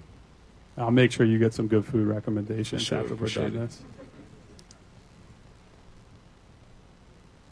Hey, what's going on, guys? Kai Carlin, Sixers Wire, USA Today. Janai, you had a decorated career, college career at Auburn. Was it, I guess, maybe a shock to you that you fell in the second round? Do you use that as motivation or a chip on your shoulder, moving forward? I don't really take too much in on where I got picked at versus, who picked me. Obviously the 76ers felt like I was the right fit for their team. So I'm going to always have a chip on my shoulder wherever I got picked at, so I'm ready to work, prove people wrong. If I could just real quick follow up for both of you, I mean, what kind of conversations have kind of been like with Coach Nurse, and just what is maybe instructions for the summer or anything like that for either of you?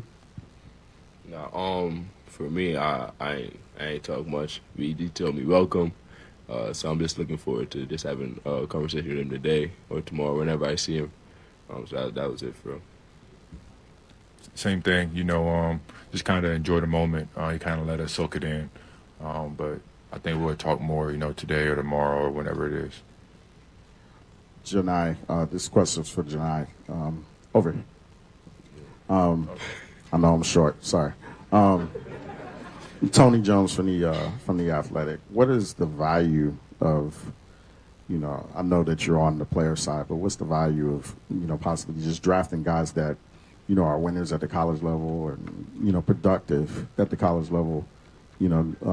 Despite whatever measurables or whatever the athleticism is, sort of like, what you did this year with Auburn? I think, we're here to play basketball, and, they thought that I was a good basketball player.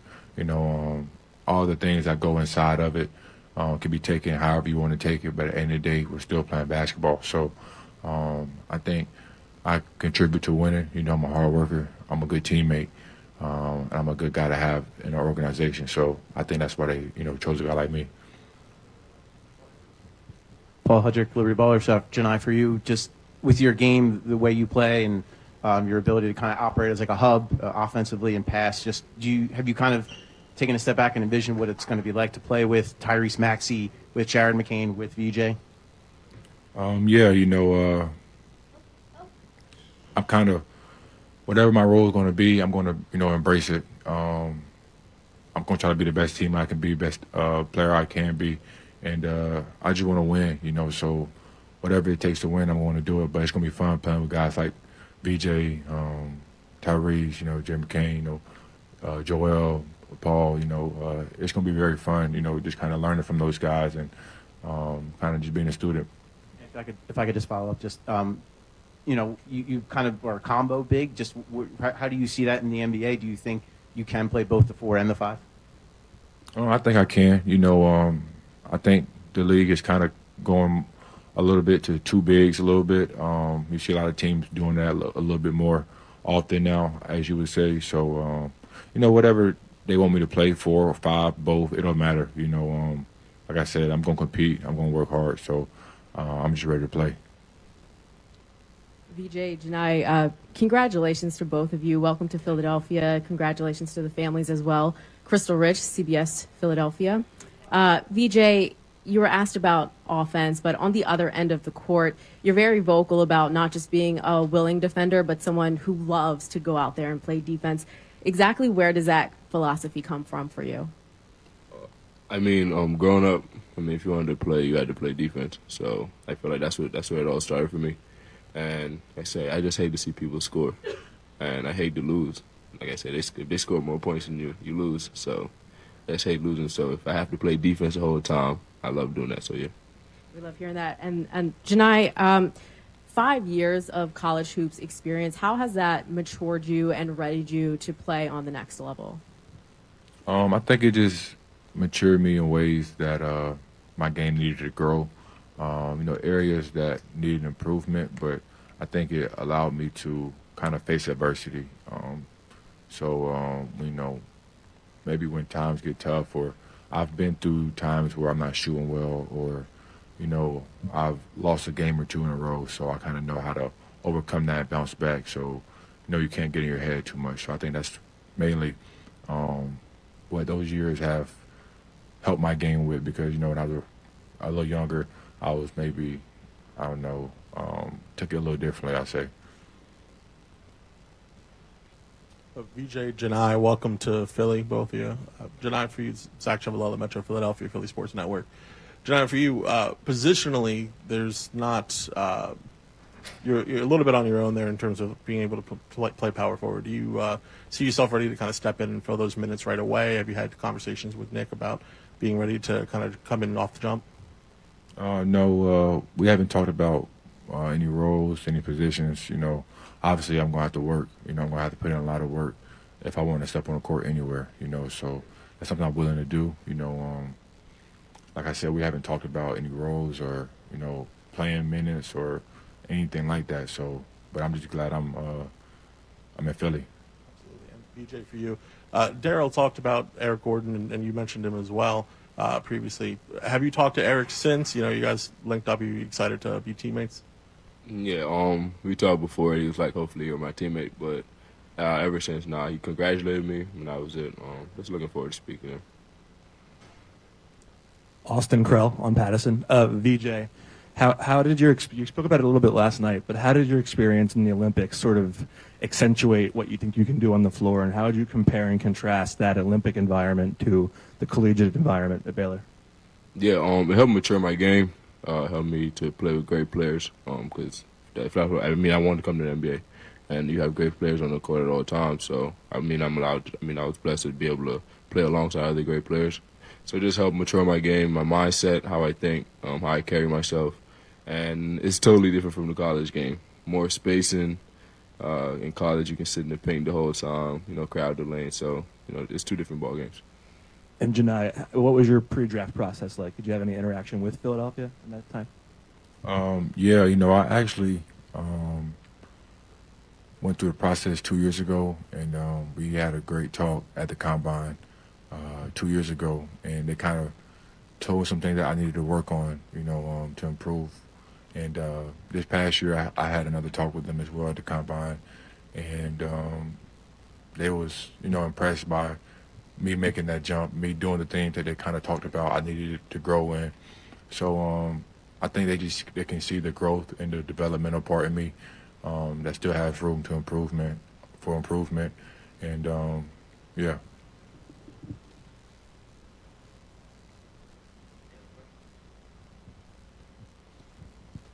Hey, Janai, Matt DeGeorge from the Delco Times. If you could expand on that, what were some of the things that you talked about in that first draft process that you think you took back to Auburn that you were able to improve on? And you're listening to WPN, HD1. Just getting my motor running a little bit more. Easily being a grip station. Just playing a little bit faster. Also, rebounding a little bit more at a higher level. Working on my body. Getting in better shape, things like that. This is for Janai. Keith Pompey for the Philly Inquirer. You know, both of you guys are leaders, and we know where his leadership comes from. Where does your leadership come from? Everybody talks about you were like the leader at Auburn. Yeah, I say, my will to win and, me hating to lose, So, when you hate losing, you do whatever it takes. And if that's, owning up to your mistake or calling out one of your teammates' mistakes, I think that's what helps winning, when everybody's bought in and everybody's on the same page of wanting to win. So I think that's just where it comes from. And personality-wise, how do you think that you will fit in with this group? I think I fit in great. I have a great personality. I love to laugh. I love to have fun, but also, like I say, love to compete, love to win. So I'm going to compete on the court. I'm going to, be a little bit more fiery on the court, but off the court and locker room, I'm a good guy, fun guy to be around, things like that. BJ over here again, Kyle Newbeck from PHLY. You obviously played with and against a lot of these guys at the top of the class. We saw you at the draft. I think you and Trey Johnson, showed some love to one another after getting drafted. How excited are you for Summer League coming up where you actually get to go against these guys in the pros for the first time? Yeah, like you said, I've played against them. I know they've gotten better. I've gotten better. But I'm just looking forward to playing alongside my teammates. I'm not worried about the opponents or whoever's on the next team. I'm just happy to, meet new teammates, get to know everybody, and continue building relationships, and hopefully win the Summer League. Noah Levick, NBC Sports Philadelphia. VJ, we just heard Janai say he's sort of a fiery guy. How would you describe yourself as a teammate and a competitor and sort of your defining traits there? Yeah, I feel like I'm someone fun to be around. I always, I always want to meet new people. It's a good thing to just have relationships with them on and off the court. So I feel like I have a relationship with everyone of my teammates in the past, and I just looking to continue doing that. So yeah. BJ, back here again. Just of all those people that you've met so far in the last couple of days, what is the best or most meaningful conversation or piece of advice as you start this journey? Kind of what sort of stands out as far as this has been meaningful in this moment at this time? I'll say the Philly fans. I met some of the Philly fans. They're super excited for me to be here. They had me saying "Go Birds." So yeah, I'm just excited to be here, man. And they're showing love, so I love it. Crystal Rich again, CBS Philly. VJ, it's not only cool that you're here in the city of brotherly love, but you displayed those qualities well before you got here. Draft night, we learned something very special about you and what you did with your NIL money. Can you explain what that story is and why that was important to you? It was important because knowing not everyone is fortunate enough to go to certain schools or to have NIL money. I just always want to give back to where I'm from, because I was in their shoe at one point, and I just want them to know that I have their back, and they treat me as a role model, and I'm super blessed to be in that position. So I feel like just giving back is like a meaningful thing to me. And just a reminder for everyone here, what was it exactly that you did do with that money? Yeah, so gave scholarships to a few kids on the islands. No, I didn't pick them personally because I didn't want to show I don't think I have favoritism or anything. So I just let the school pick whoever they wanted to, and I just pay for it. Here, VJ, Kai Carlin, Sixers Wire, USA Today, real quick. The other night you were talking about your work ethic, how hard you work, the reason why you work so hard, things like that. What are the next steps work for you now that you're here in the league? What's the kind of the next step for you in terms of work and things like that? Yeah, to continue getting better. Just sit there. I'm a visual learner, so I just like to watch everyone else work out. So, if I just have the opportunity to just watch even, Janai or other players on the team just work out, I'll do that because I can learn from anybody. So it's not just on the court or physical work, just the mental part of it too. So, yeah. All right. Thank you, gentlemen. We'll transition to the photo portion now. All right, there you go. You heard from both of them. Anything pop out at you, Ray, other than the Go Birds situation? I mean, in general, you guys just got drafted, man. Yeah, they're saying the right things. Yeah, they're saying the right things. I work hard. I'm a hard worker. I got a great personality. I think I'll fit in. Yeah, they hate to lose. We now know for sure VJ Edgecom does not like the other team scoring. He has mentioned that a number of times in this process. I was just thinking a little more energy, Like, I understand it's not a comfortable environment. I think VJ Edgecom's been beat up. I think he's tired. Yeah, he's tired. He's been around now for the last couple of days. Janai Broom, interesting. They tried to ask about the misgivings of him maybe not fitting in today's NBA, and he didn't really go there. And they didn't get specific, really.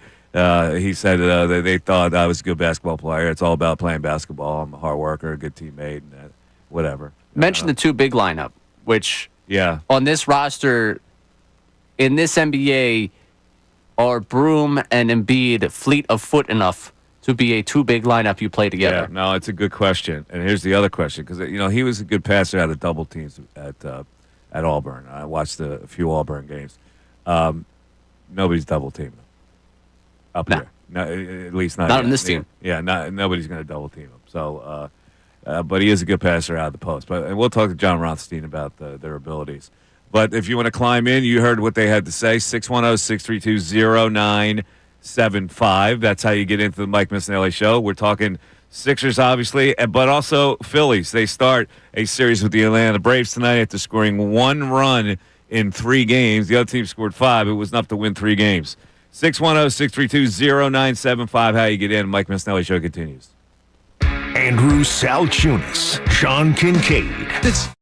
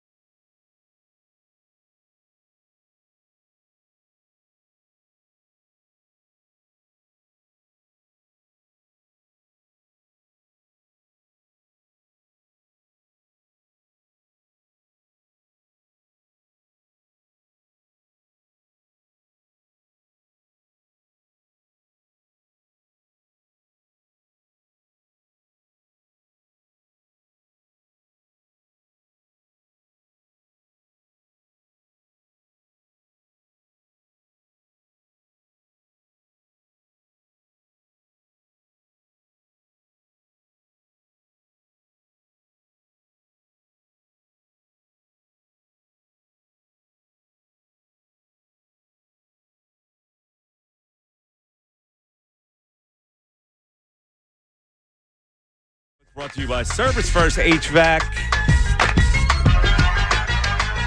Rebates, tax credits up to $4,300 when you purchase a heating and cooling system. Learn more at servicefirsthvac.com. Ladies and gentlemen, it's a little later than 12 o'clock noon, but it is still appropriate as we do a little something we call the news at noon. There's a whole lot going on in this world. It's time to catch up. Here's the news at noon. 97.5 The Fanatic and 97.5thefanatic.com. Well, you know, Ray, let's start the news at noon. Hold on a second. Let me take off my Sixers hat. Let's start with a little... hold on. My microphone's out. Let's start with a little baseball, Ray. All right, let's start with a little baseball, and we're going to take you inside the world of baseball because I found myself wondering this. I don't know how many other people have, but what the PitchCom actually sounds like while they're trying to communicate what exactly to throw at any given time. And SNY went in on this in the Mets game last night. Steve Gelbs, the reporter, brought you inside the world of what PitchCom sounds like. Four-seam fastball, curveball, slider, changeup, sweeper, cutter, sinker, in, away, up, down.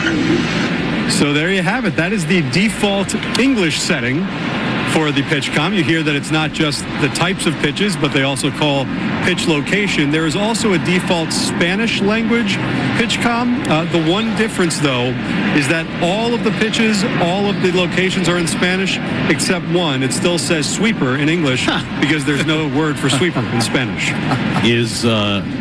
Do you know if there's a Japanese version? So there is not a default Japanese version, but you can program the PitchCom to say anything you want. You can record into the PitchCom. Huh. That's really interesting. But they did it separate. So do they commingle it? Do they slider away? I would think, yeah, slider away would be the way that you would start. Slider away, yeah, would be the way that you deliver that. Slider away up. So why didn't they just play it slider away? Like he was just playing all the different options for you. Yeah, but then he did location afterwards. Yeah, he wasn't the live broadcast of what they're about to pitch. It was just giving you the different options. Let me see in Spanish. Slider in Spanish. You know what that is? I do not. Control desliante. That's a lot. Control desliante. All right, let's go fastball. Fastball is bola rápida. Checks out. Makes sense. Four-seam fastball, right? Four-seam fastball is bola rápida de cuatro castoras. A lot. We got to. What else we got? Change up. Cambiar. There we go. One word. Means change. To change. Cambiar. Change up.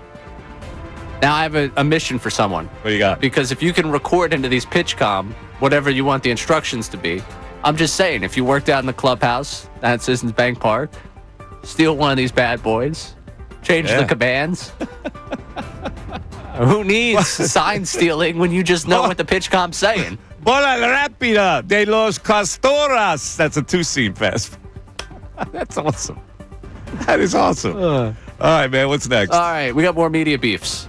Because Bill Simmons came after ESPN's coverage of the NBA draft. Oh, big bad Bill Simmons is picking on somebody else. I stay up at night worrying whether he's going to pick on me one day. Bill Simmons, he's so relevant. Right now, he is focused on Kendrick Perkins. Oh, boy. And Perkins will smash him like a grape. Well, but anyway, go ahead. Here's that threat.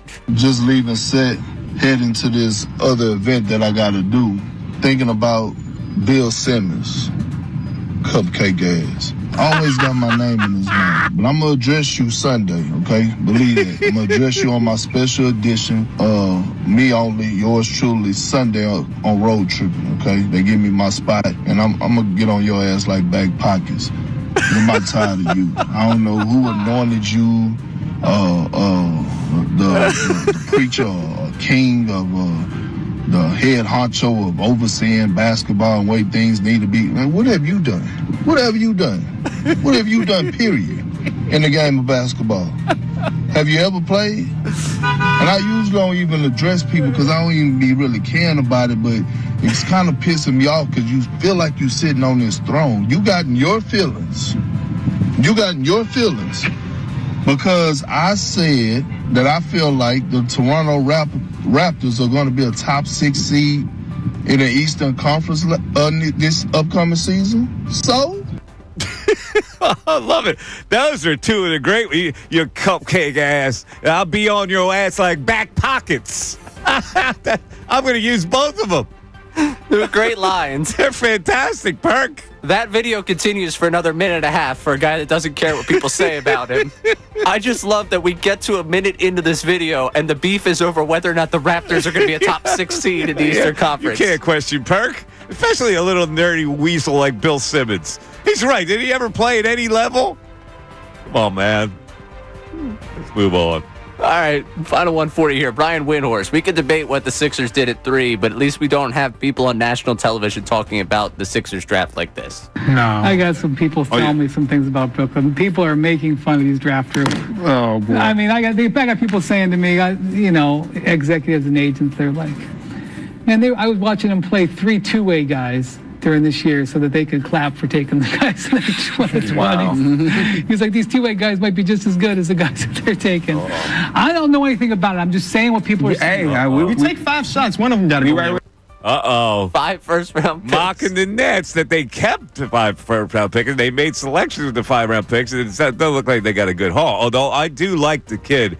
And I told you before, Igor Demin is a 6'9" point guard. I like that kid out of BYU. I watched him play a few times this year. Well, hopefully he's the one of the 5 that hit. Yeah, well, he's the one guy that I think has, the other 4 I looked at and go, I don't know about what the Nets are doing. So did the NBA, apparently. Yeah. All right, 610-632-0975. John Rothstein, you see him on CBS Sports. I've known John for a really long time. When I was working with Stephen A., John Rothstein was trying to do anything he could for the radio station, like be a reporter up there and stuff. So I've known him for a while, and he since made himself. He kind of made himself like a what's the guy? Andy Katz. He's like Andy Katz type of guy. Where he knows everything about college basketball, and that's all he wants to do. Like it's all he cares about. Yeah, it's all he cares about. It's college incredible. Basketball. We'll talk to John Rothstein about VJ Edgecom and Janai Broom and other players that were taken in the first round of this NBA draft right after this. Fanatic Sports Update. 76ers select Janai Broom. I'm Ray Dunn with this Fanatic Sports Update with 35th pick in the draft. The 76ers select Auburn's Janai Broom last night. He joins VJ Edgecom as the Sixers 2025 draft class. We heard for them in the 11 o'clock into the 12 o'clock hour during their press conference, and we'll be playing stuff back throughout the day here on the Fanatic of Broom and Edgecom addressing the media. We also got a chance to hear from Edgecom's college coach Scott Drew earlier on in the show, and if you want to catch his conversation with Mike about VJ Edgecom, you catch that conversation one more time at 97.5thefanatic.com. Coming up next, it's college basketball insider from CBS Sports, John Rothstein, to break down the selections for the 76ers. The Flyers drafted tonight. They hold 3 picks in the first round, picks 6, 22, and 31. Jason Martinez will be a part of the Fanatics Flyers draft party and live broadcast at the Hard Rock Casino and Hotel in Atlantic City tonight from 6 to 10 p.m. And he'll join us at 1:25 to talk about tonight's draft for the Flyers. And the Phillies got swept yesterday by the Astros, losing 2-1 in the series finale. They scored just 1 run over 27 innings and now are headed to Atlanta. It's Mick Abel against Bryce Elder on the mound with first pitch at 7:15. This update is brought to you by Mattress Firm. Mattress Firm's July 4th sale is your chance to reclaim your restless nights and upgrade to a premium mattress. Get matched. Sleep at night. I'm Ray Dunn, the home of the Sixers, Flyers, and Union. 97.5 The Fanatic and 97.5thefanatic.com.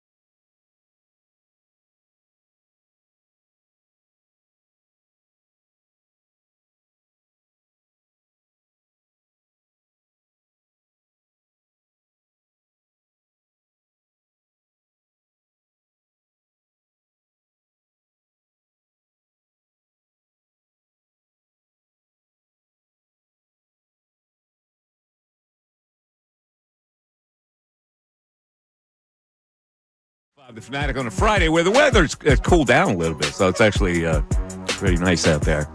All right, it's a lot of Sixers hype over the last couple of days. The draft was completed last night. They got Janai Broome, who a lot of people thought was the runner-up for Player of the Year in the second round after grabbing their first-round pick, VJ Edgecom. And the man who's going to analyze this whole thing for us is a man who is really the college basketball expert for CBS Sports.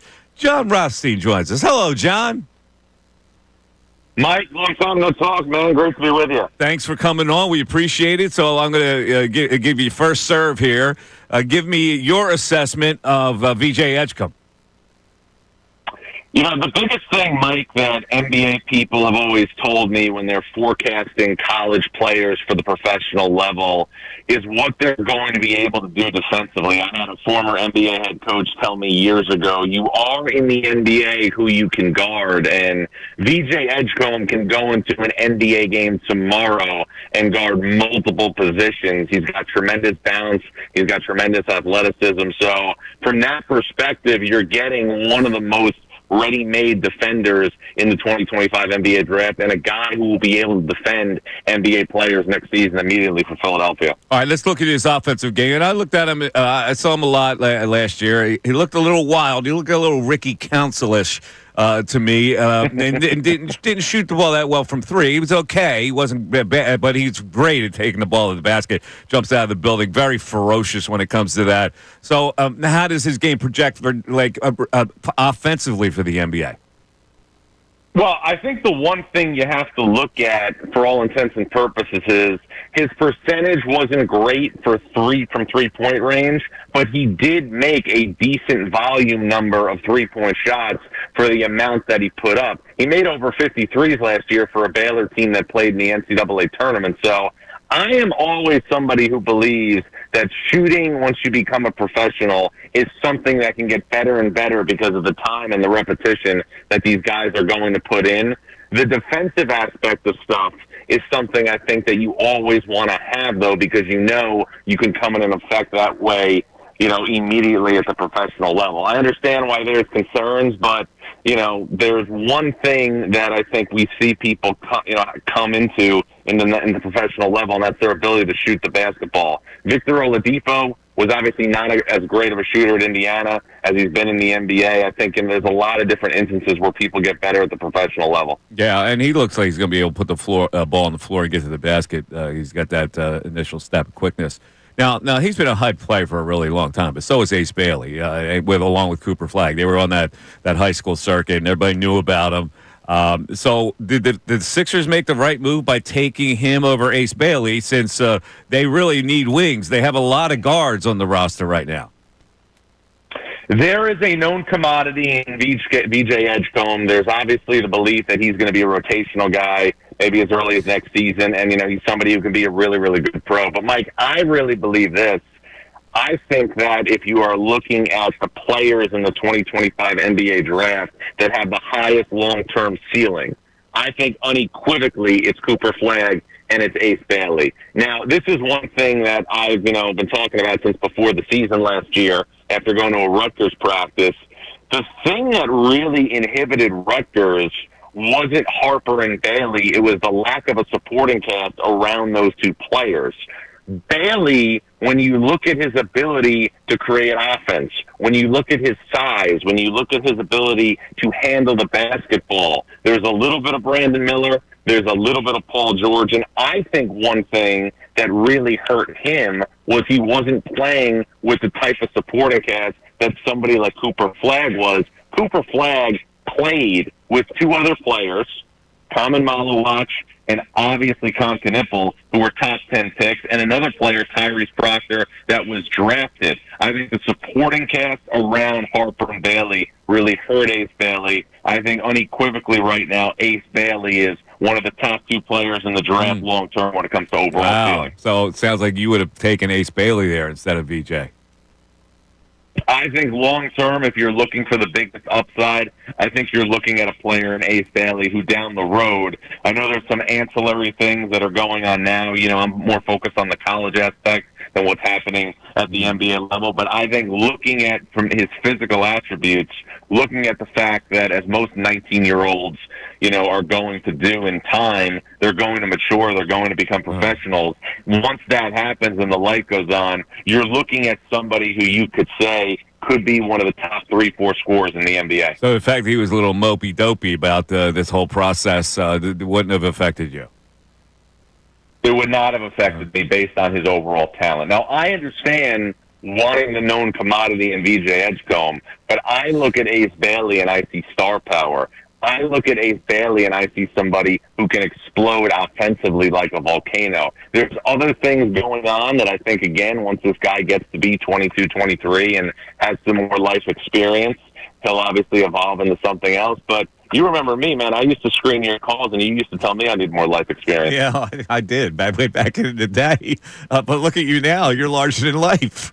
And I'm glad to have you on as a guest. So let's talk about the other guy who they introduced at the presser today, Janai Broome. A little bit of a surprise because, even though he was a great college player, his game really is hard to project to the NBA. So how do you project it? Well, I think he's going to be able to go into an NBA rotation and immediately make an impact offensively. He's somebody, again, who is extremely experienced already because, Mike, you have to remember, because of the COVID year in college basketball, the sport got exponentially older because players were staying into their 5th season so much since the pandemic in 2020. And Janai Broome, and I felt this really up until the NCAA tournament, I felt that given the fact that Janai Broome was producing in a league in the SEC that put a record 14 teams into the NCAA tournament, because the level of competition that he was playing against was so superior than what we saw, obviously, Cooper Flagg play against in the ACC until the end of the season, until Broome tapered off a little bit, I felt that Janai Broome should have been the National Player of the Year. Yeah, I mean, he had great college skills. I'm trying to project at this level. He's like Zach Randolph, and I don't know if there are any Zach Randolphs in the league anymore. I mean, he doesn't have great athleticism. He doesn't jump very well. His vertical was, 24 inches? I think you've got a bit higher vertical than that, right? But I wouldn't say that. You haven't seen me in a long time. I've built a deep affinity for Peroni. All right. He passes well out of a double team. I don't know how many double teams he's going to get in the NBA. I just wonder whether he can play the 5 with as many monsters are in this league to come over and weak side block and all that, whether he's going to be able to do anything offensively in this league. Well, that's what I can say about Janai Broome. I don't think he's somebody that you can guarantee to be, a potential NBA starter. But I think if you're looking for stability, I think if you're looking for somebody who's going to rebound his position, somebody who can catch the ball at the elbow extended and initiate offense and set the table, I think he's capable of doing that. I think there's obviously the requisites for Janai Broome to be a quality rotation piece for the Sixers. Okay. Sounds good. Is there anybody that was drafted that you said, boy, they really got a sleeper here? Is there anybody that pops out to you?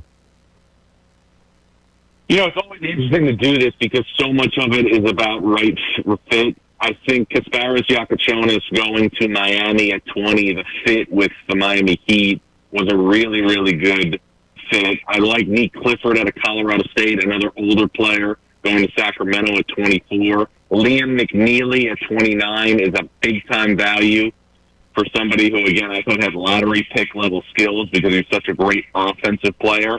And then I think you have to also look at a Deuce Theroux, who's going to wind up, I believe, with the Lakers from Arkansas. Yeah. He was somebody who was hurt late in the year but was a great athlete on the wing for John Calipari. I think he'll be a better pro than he was in college. All right. Is Con Knipple worth the 4th pick in the draft?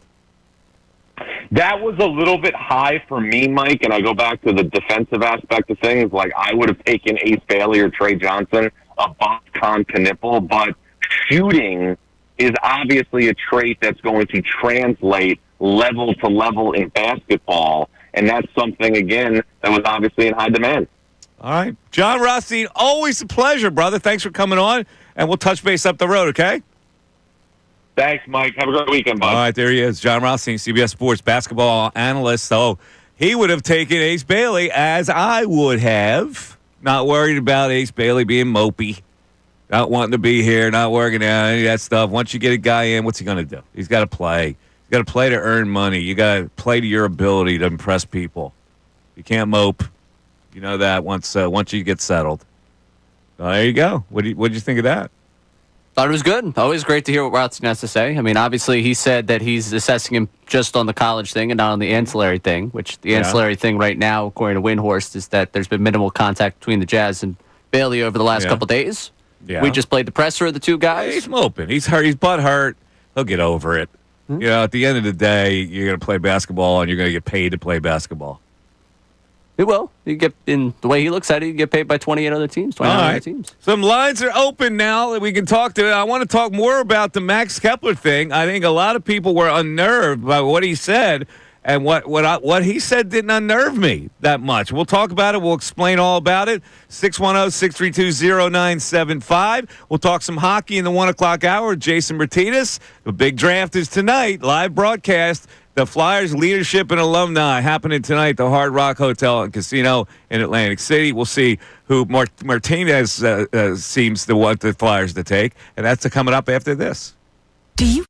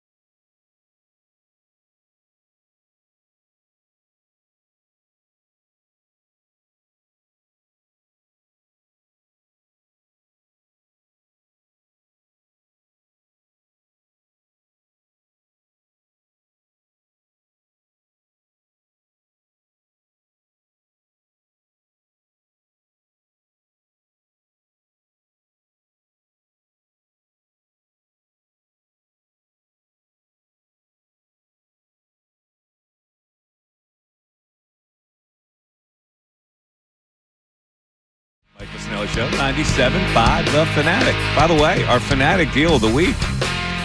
2 Fanatic deals for the week, actually. Deal 1 is you buy 1 2-hour casino pier ride wristband. You get 1 free. These are both in Seaside Heights, New Jersey, where there's action, boardwalk action. Deal 2, buy 1 all-day Breakwater Beach admission pass and get 1 for free. So if you use Seaside Heights as your shore destination, this is a great deal. You can get it while supplies last on our website, 975thefanatic.com/details. Now, this is I guess this is the last day for the Fanatic deal of the week, right? No, we go through Sunday. It goes through Sunday. All right, yeah. There you go. So you got this until Sunday. But if you're headed to the beach today, this would be a nice thing to get today. That sounds like a nice thing to get today. You going down to beaches? Not this weekend. Taking a weekend off. I might go down. I got an event tonight. Oh, where's your event? Union Jacks, North Hills. Oh, Union Jacks. Yeah. Is that in Manayunk? No, North Hills. Oh, it's in North Hills. Yeah. Where's North Hills? Glenside area. Oh. Yeah. Okay. So looking forward to that tonight. My friends Michelob Ultra. Oh, there you go. $3.50 pints, people. And you'll be pounding those $3.50 pints, won't I'm you? taking the train out there tonight. Oh, look at folks. you, man. How about well, that? I still can. By the way, we just had John Rothstein on. Can I consider John Rothstein a branch in the Missanelli coaching tree? He considers himself, I think, a branch. He of the considers coaching himself tree. a branch. Yeah, he was at when I worked with Stephen A. Smith. He was up there, and he was basically he was like a gopher. He wanted to do anything he could to break into the business. So he did answer phones. He did produce a little bit. He did run errands. He did track down some guests, things like that. And look at him, perseverance for John Rothstein. Now he's on TV. He's on TV. He's the college basketball insider. I mean, I think right now he's probably the most notable that's made his shift into the digital world. If you make a list, could you get 10 that were on my coaching tree? Yeah, easily. Like Mike Garofalo's a big star at the NFL Network. Right He's there. one of my producers. How much did I know McManus worked here? How much was McManus? Is one of my producers. All right, there's another one right there. So another ESPN. Jordan Renan, how much did he? Jordan Renan? Did he work with you produced guys? a little bit, yeah. All right, so there's a Mount Rushmore for network. you. 2 ESPN, Look at NFL that. Network, and How about that? college basketball. I'm glad to see those guys get success in this business because when you start out, you're in the same situation.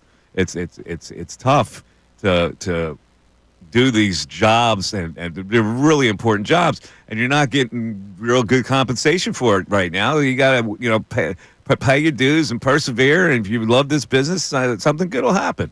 Yeah, and you got former producer who hosts the morning show here. You got Bill doing afternoon. There you go. Bill's on the coaching tree, right? Yeah. He doesn't ever mention it though. No. Have you noticed that? No. He'll never bring Mikey Miss's name up as somebody who influenced them. I think we got a throw-in line in one of those.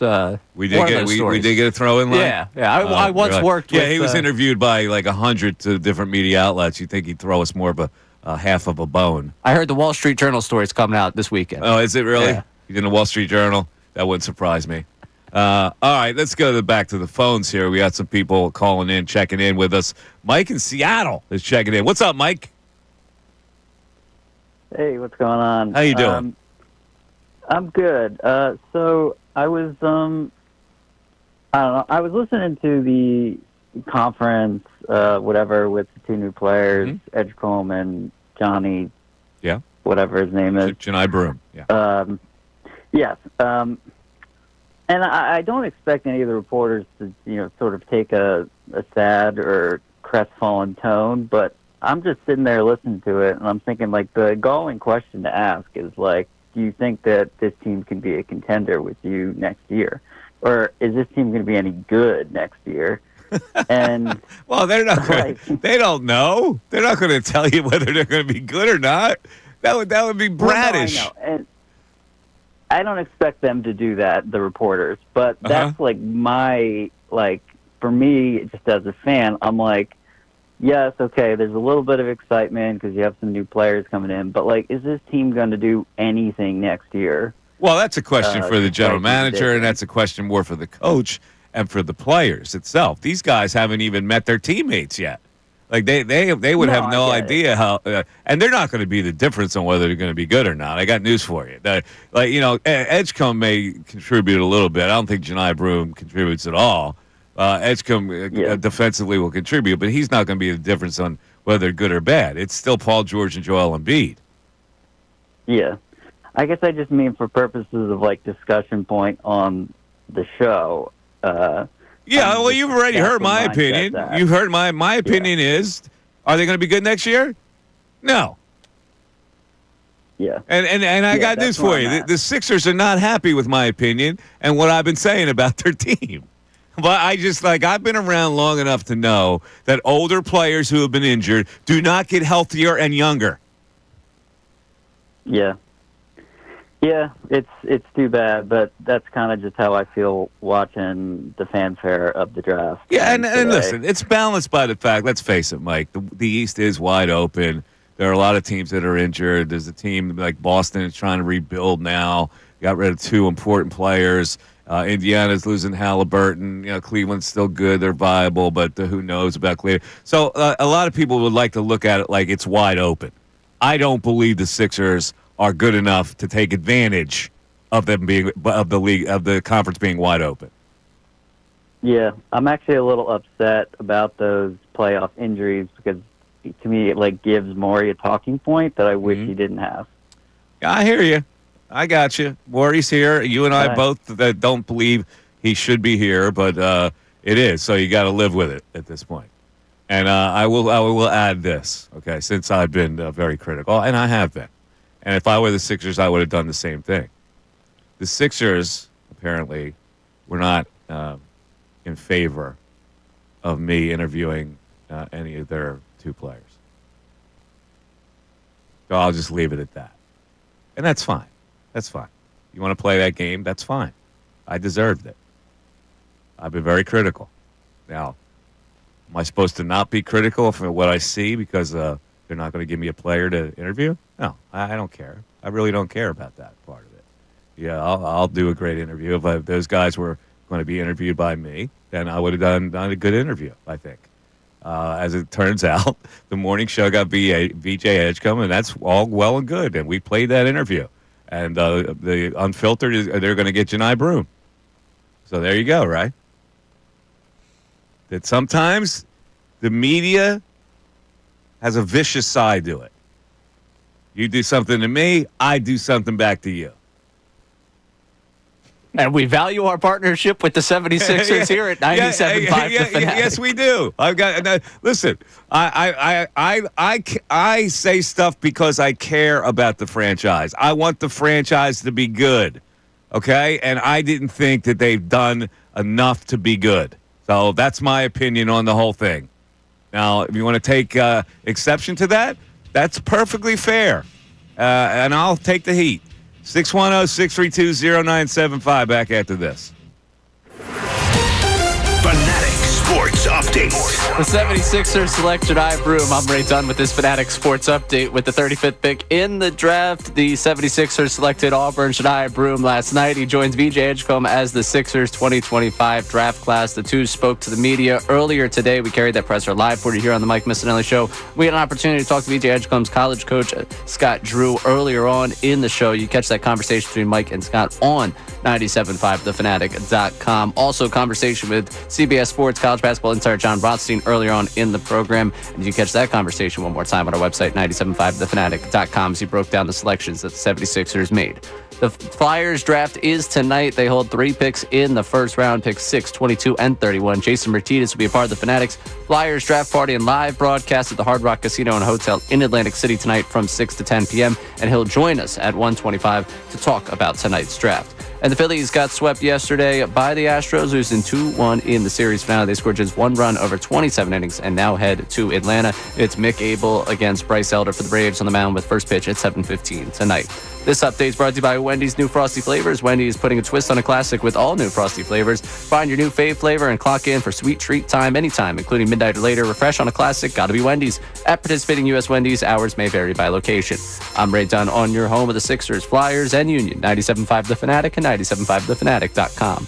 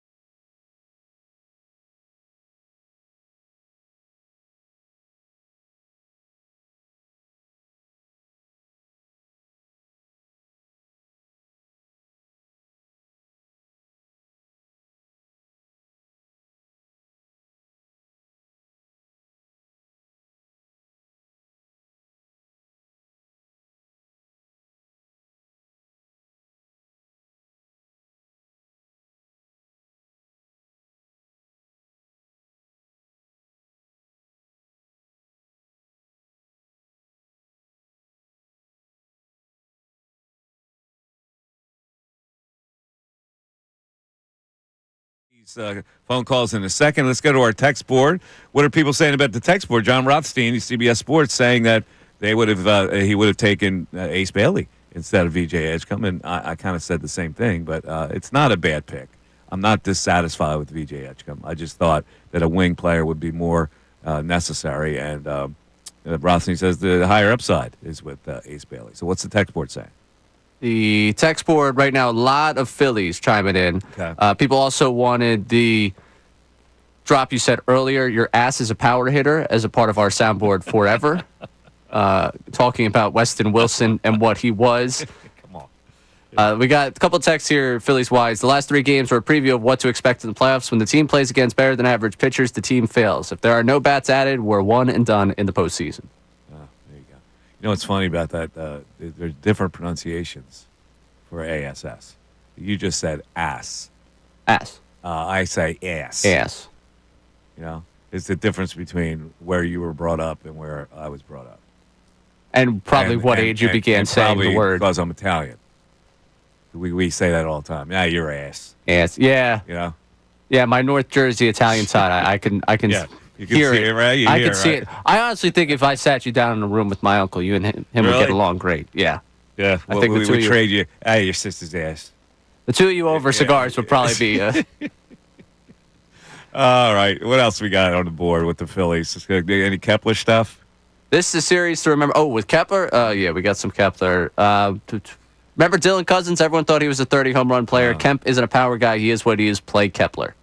He's hit almost 200 home runs in the big leagues. Now, he's not. He is a threat to hit a home run.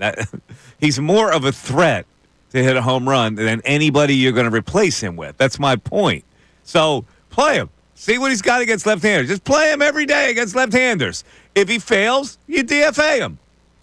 What do you do? Kevin in Idaho right there with you. I absolutely agree with Kepler and Mike about this. You got to think this routine that Kepler has been in for the last 10 years is every single day doing the same thing. Now you're changing his routine and expecting the same results. Could you imagine seeing likes of Buddy Kennedy, Otto Kemp, and Rojas getting meaningful playoff at-bats? I'd rather see Kepler strike out versus lefty than a weak little league ground ball double play. Makes me want to vomit. Yeah. Now, is this true that Kepler has only made 3 starts all year against lefties?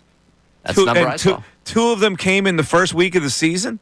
That's the number I saw. When they said he was going to be an everyday lefty? So only one other time has he hit against a left-hander since the first week of the season? Is that true? So far this season, he has had, against lefties, 49 plate appearances. Well. Okay. So 3 starts is probably right. He's probably seen lefties later on in Yeah. games, and that's Yeah. been, he's got a 621 OPS against some of those 49 plate appearances. All right, listen. Call his bluff. I remember hearing a story about Charlie Manuel from a friend of mine, my buddy Jeff Manto, who you know, Temple star, right? That's right. And Bristol he Zone. played. Charlie was a manager of his in AAA, and he said that we had this catcher who hadn't played in a while, and he complained to Charlie about playing time. He said, "Yeah, Charlie, I'd like to get in there a little more." So Charlie goes, "Okay." He said he played him 100 straight days. he said, catcher? You want it? You got it. Now let's see what you can do. And that's the way I look at it. Kepler, what's holding you back? You're not playing every day? You're not going to play against left-handers? All right. You're going to play now every day. We'll see how you do. Sink or swim. But let me tell you, if you sink, you might be not long for the baseball. That's what I would say. Oh, I think he's a DFA candidate right now, for sure, depending on what they do at the deadline. All right. He can't play center field, so that's going to make him, if they go out and get another outfielder, he makes him probably a disposable option if he's not going to play every day. 610-632-0975. You are listening to the Mike Missanelli Show on WPEN and WPEN HD1, Burlington, Philadelphia, a Beasley Media Group station. And we broadcast every day from the Comcast Business Studios, powering possibilities. Let's start the 1 o'clock hour. Back to the phones and talk to Carl in Bucks County. What's up, Carl? How you doing? I'm doing great, Michael. How are you? Fantastic. Michael, what the hell is this Daryl Morey's claim to fame beyond the guy with the beard? Well, the man is running this franchise into the ground. You know what? Let's bring back Hal Greer because we need another point guard. Why don't we get Wally Jones out of retirement? We need another 5 point guards. 5 point guards. This team has no power. They've got no character. They've got no strength. I mean, they fall apart, and we're putting our money on Embiid, who's injured. And you know what? Since he's injured, let's extend his contract for $175 million. What a good idea. Yeah, well, if you've been listening to me, yeah, if you've been listening to me, you know that I didn't think Daryl Morey should have kept his job, which is probably the reason why they're mad at me, and they won't say. Well, I do listen to you. Yeah. You're so popular, I couldn't get through to you, and you're absolutely right.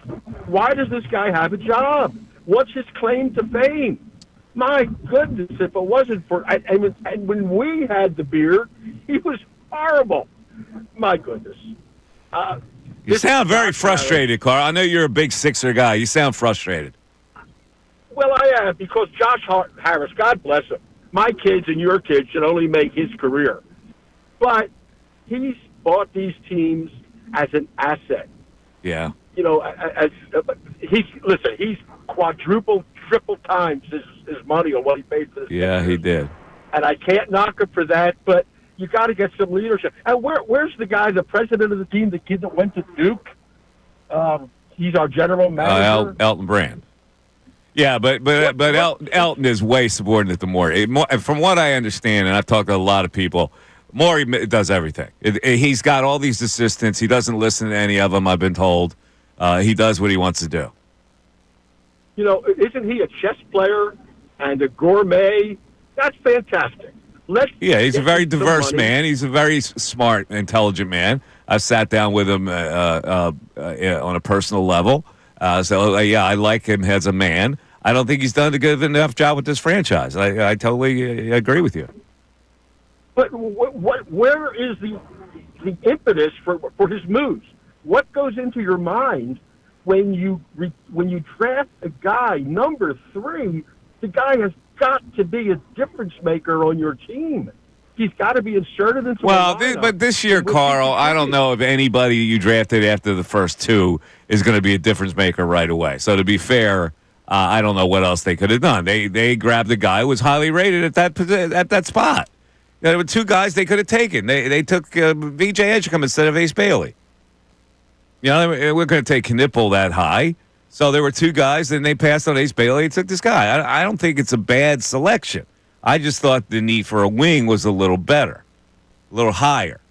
Now, when it comes to Daryl Morey, listen, my main beef with him, and I brought it up to him directly. I think his methodology is flawed. Like, he's a guy who loves stars on his team. He thinks stars win. Stars do win, but not when they're 34 years old, and not when they have a chronic knee condition. You don't win with stars and group them together when they're older players. And the Paul George thing, I thought, was a misguided selection from the jump. You can't in your head go back 10 years on what they were and say they're the same guy. They're never the same guy. Ish in Levittown joining us. What's up, Ish? Hello, Ish.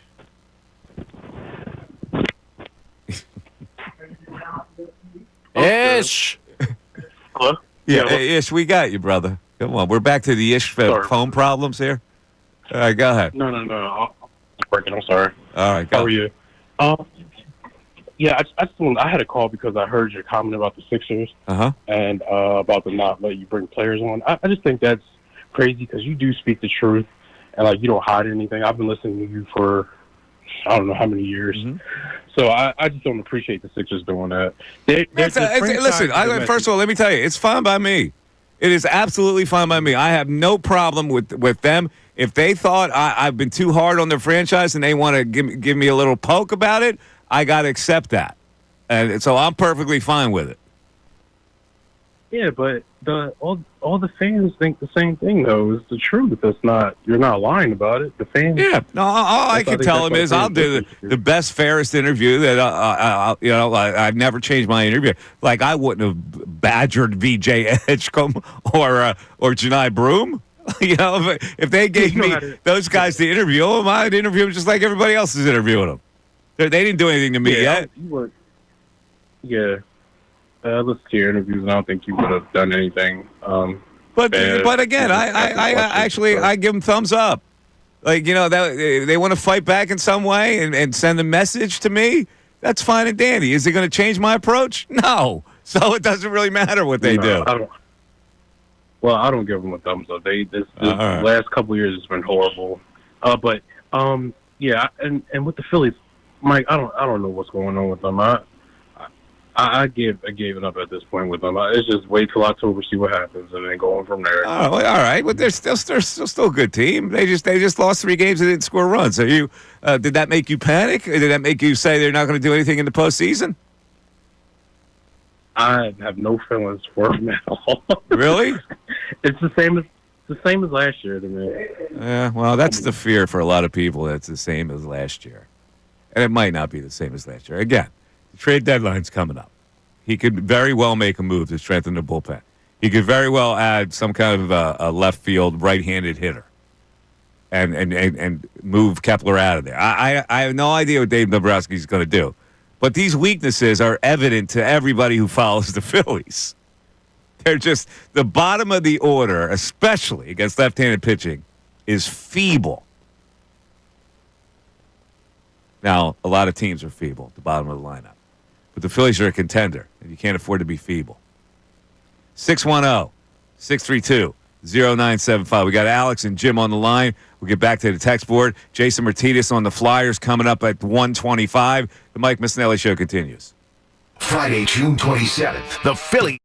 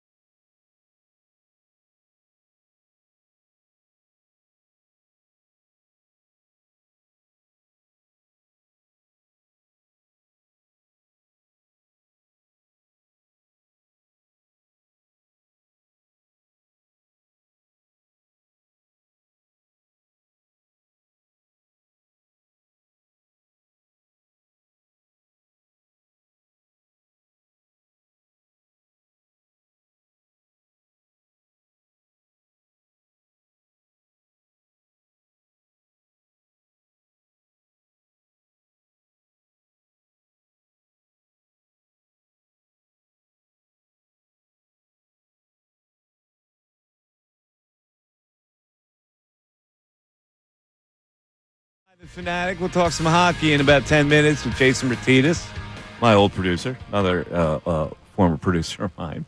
There have been many. They're everywhere. There have been many. I owe you a thank you, by the way, Mike. You owe me a thank you? About Yes, what? YouTube chat pointing this one out. You knocked Ish off the line before he could get any bad joke off of my expense. That's right, I did. Foxhole move for you to give me a nice feeling going into the weekend. Yeah. You know, I feel good now. I did knock him off the air before he went, is Ray there? Little Ray, are you going to take your tricycle to the beach and hang out with Connor? He's had two good times against me. Yeah. All right, so tonight, oh boy. Phillies at the Braves tonight. Oh, man. Atlanta is minus 180. Don't do it. Oh, Mount 180? It was 145 earlier. Minus 180. Mick Abel against Bryce Elder. Bryce Elder's ERA is close to 5, and Atlanta is still way favored tonight at minus 180. I may have to do it, right? Oh, not again. May have to do it. Minus 180 is a lock. You believe it's that high? No, I can't believe it's that high. Man. And they're really fading Abel. They really are. Trade him now. Man, they don't believe in him at all. All right, let's go back to the phones and talk to, let's go Ace. Ace. Let's go to Alex in Bethlehem. Alex, you're on 97.5 The Fanatic. What's up, Alex? What's up, guys? I'll go by Ace if you want to call me that. That's cool. Ace Bailey's on my head, on my mind. Yeah, I'll be quick, guys. You know, in 36 years of being a fan of the Sixers, they can't do anything right, including manage their relationship with you guys. They want to stiff you guys and have this little petty fight. No. Let me tell you something. They didn't stiff us. We had the morning show had VJ Edgecom. The afternoon show is going to have Janai Broom. That's fine. They're a little angry with me. That's understandable. I've been pretty relentless in criticizing them. I wouldn't be happy with me either. Interview Broom. If I was them, I wouldn't be happy with me. Now, would I carry it out to the point where I go, no, I don't want to give him a player to interview? I may not, but I totally understand it. I got you. I didn't know you guys were interviewing Broom. I'll have to listen for that. Yeah, the afternoon show's got Janai Broom on. Okay, but yeah, I mean, still, Mike, it's like, you know, what? I don't know. What are you supposed to do? I mean, you keep it real as you always have. I don't know. They just seem concerned with all the wrong things. And they just seem to think that they can pull the wool over our eyes as fans and just create this new PR message or whatever they got for this year. But, like, I'm out. And I think they had a good draft. Edgecom seems like a real good kid. Mm-hmm. I like their draft. But the Sixers as an organization, man, I am out. Yeah, go Birds. I agree, Alex, and I appreciate the comments, and I agree with you that I don't see any optimism that's coming our way with the Sixers because their main guy, I don't believe, can play anymore. And the other guy, I don't think wants to play anymore. So, you can't build a team around Tyrese Maxey. He's a good player, but he's not a player you build around. So you got one player of this so-called big three. Two of the big three are not going to be the same that we were supposed to get. It's just the reality to me. Now, I hope I'm wrong. I hope there's this miracle cure like Bill Colarulo thinks. There's this miracle cure. Maybe you burn a sage bush and you put it over Embiid and he comes back and he plays all world. Mike, I've got news for you. What? Now, breaking news? Sports news from 97.5 The Fanatic and 97.5thefanatic.com. What do we have? Philadelphia 76ers center Andre Drummond has picked up his $5 million player option for the 2025-26 season. You know why? He was worried about Janai Broom. Oh, no. You're not going to be no 6'9" backup center. Forget Bona. Forget the Janai Broom. I'm coming back. I'm exercising it. You think he could walk away from $5 million after last season? No, of course not. Of course not. That's a good move by him. Yeah. So there you go. So, hey, get prepared for Andre Drummond to start 40 games. How you like that? Well, I guess that assumes his health. 40 games. Stay loose, Andre. You have 40 games coming to you. Let me just say this. Okay, we are the flagship station for the 76ers, and we're glad to be the flagship station of the 76ers. And so when you are, sometimes in sports radio, you cross swords that way, where the team that you're supposed to have a corporate affiliation with isn't happy with you if you're criticizing the team. That is a natural phenomenon. But for me, it's like I can't put that in the back of my mind when I'm criticizing a team that I believe deserves criticism. I think I've been very fair with the Sixers. And this is what I see right now. And I can't go, you know what? I can't say that about the Sixers because we broadcast their games. Now, for the most part, they understand that because I've had many conversations with the people down there about this. Well, maybe they just don't like me right now because I've been very, very critical of them. And they're at a stage where they're trying not to, they're trying to boost up some enthusiasm for their team. So that's why I'm perfectly fine with it. I'm not mad at them. We're going to do our show. Whether they give me a player to interview or not, we're going to continue to do our show. In fact, if you missed the interview on the morning show, that's why I played it earlier, because I wanted you to hear from VJ Edgecom, and it didn't necessarily have to come with me interviewing him. It's the news value of whoever did it. And I hope that other shows would do the same. If I had somebody on that they didn't have, if there was value in it, I hope they would play it as well. Like tonight, who's ever on tonight? Maybe they would play the Janai Broom interview that the Unfiltered does with him. Now, it might not be tonight. Flyers draft party. That's right. We got the Flyers the live draft party. Okay, well, that's not going to happen. Maybe this weekend. Maybe this weekend. You're right. Maybe this weekend. All right. So I'm pretty good with all this thing. Let's go to Jim in Pennsylvania. Jim, you're on 97.5 The Fanatic. What's up, Jim? Michael, you're a hard guy to get angry at, really, because you speak the truth, I learned in an acting class in L.A. many years ago, dare to be honest. Dare to be honest. That's the only way I know. That's the only way I know how to be, and I know it rubs people the wrong way sometimes. But to be true to myself, I got to be that way. That's all.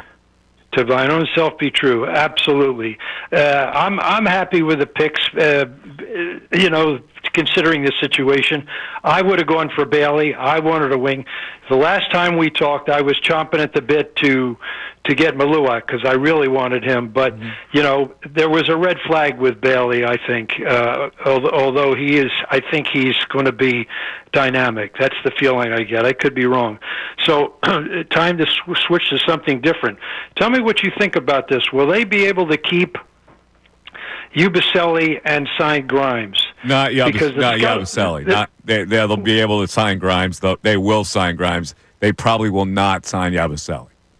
Because the scuttlebutt is, the mid-level exception. If he takes the taxable mid-level exception, they have room for Grimes. If he doesn't, they don't have room to sign Grimes.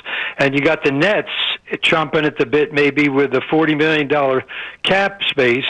Then they're going to come after Grimes. So I'm wondering if who would you keep?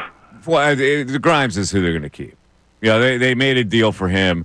He played well at the end of the year. They're not going to let him go, but Yabusele will be a casualty. That's my prediction. Yeah. Well, all right. Well, listen. We'll continue to put one foot in front of the other and see what happens. Have a good weekend, my friend. All right, Jim. Thank you very much for the call. Yeah, to thine own self be true. Shakespeare from where, Ray? Oh, man, you're going to do this to me on a Friday? I just called you a foxhole guy. Well, what's probably the most famous Shakespeare play? If I say Romeo and Juliet, I'd be wrong. It's probably Hamlet. All right. And that's where it's from. to thine own self be true, Hamlet. Man, General Knowledge Friday, and I still got one wrong. The Great Dane. Anyway, 610-632-0975. Coming up, the great Jason Martinez and his Flyer acumen coming your way. Who are the Flyers going to take? Right. Will it be Jake O'Brien? Will it be James Hagan? It'll be a center, I'm predicting. I'm going to put my Flyer hat on for this segment. It's a nice hat. Yeah, it really is. 610-632-0975. We're back after this. Fanatic Sports Update. Sixers select Janai Broom. I'm Ray Dunn with this Fanatic Sports Update with 35th pick in the draft. The 76ers selected Auburn's Janai Broom last night. He joins VJ Edgecom as the Sixers 2025 draft class. We heard from both, earlier on in the show. They met with the media. We also got a chance to talk with Edgecom's college coach, Scott Drew of Baylor, earlier on, and CBS Sports college basketball insider John Rothstein. Both those interviews are available to you on our website, 97.5thefanatic.com. The Flyers draft is tonight. They have 3 picks in the first round, 6, 22, and 31. Jason Martinez will be a part of the Fanatics Flyers draft party tonight. The live broadcast as well at Hard Rock Casino and Hotel in Atlantic City, 6 to 10 tonight. He'll join us coming up in the next segment to talk about the draft and what the Flyers may do. And the Phillies got swept yesterday by the Astros, losing 2-1 in the series finale. They scored just 1 run over 27 innings. And now we're headed to Atlanta. It's Mick Abel against the Braves. Bryce Elder on the mound for them. First pitch tonight, 7:15. This update's brought to you by Mercedes-Benz. The Mercedes-Benz Dream Days are back with offers of vehicles like the 2025 E-Class, CLE Coupe, C-Class, and EQE Sedan. Hurry now through July 31st. Learn more at MBUSA.com/dream. I'm Ray Dunn, the home of the Sixers, Flyers, and Union. 97.5 The Fanatic and 97.5thefanatic.com.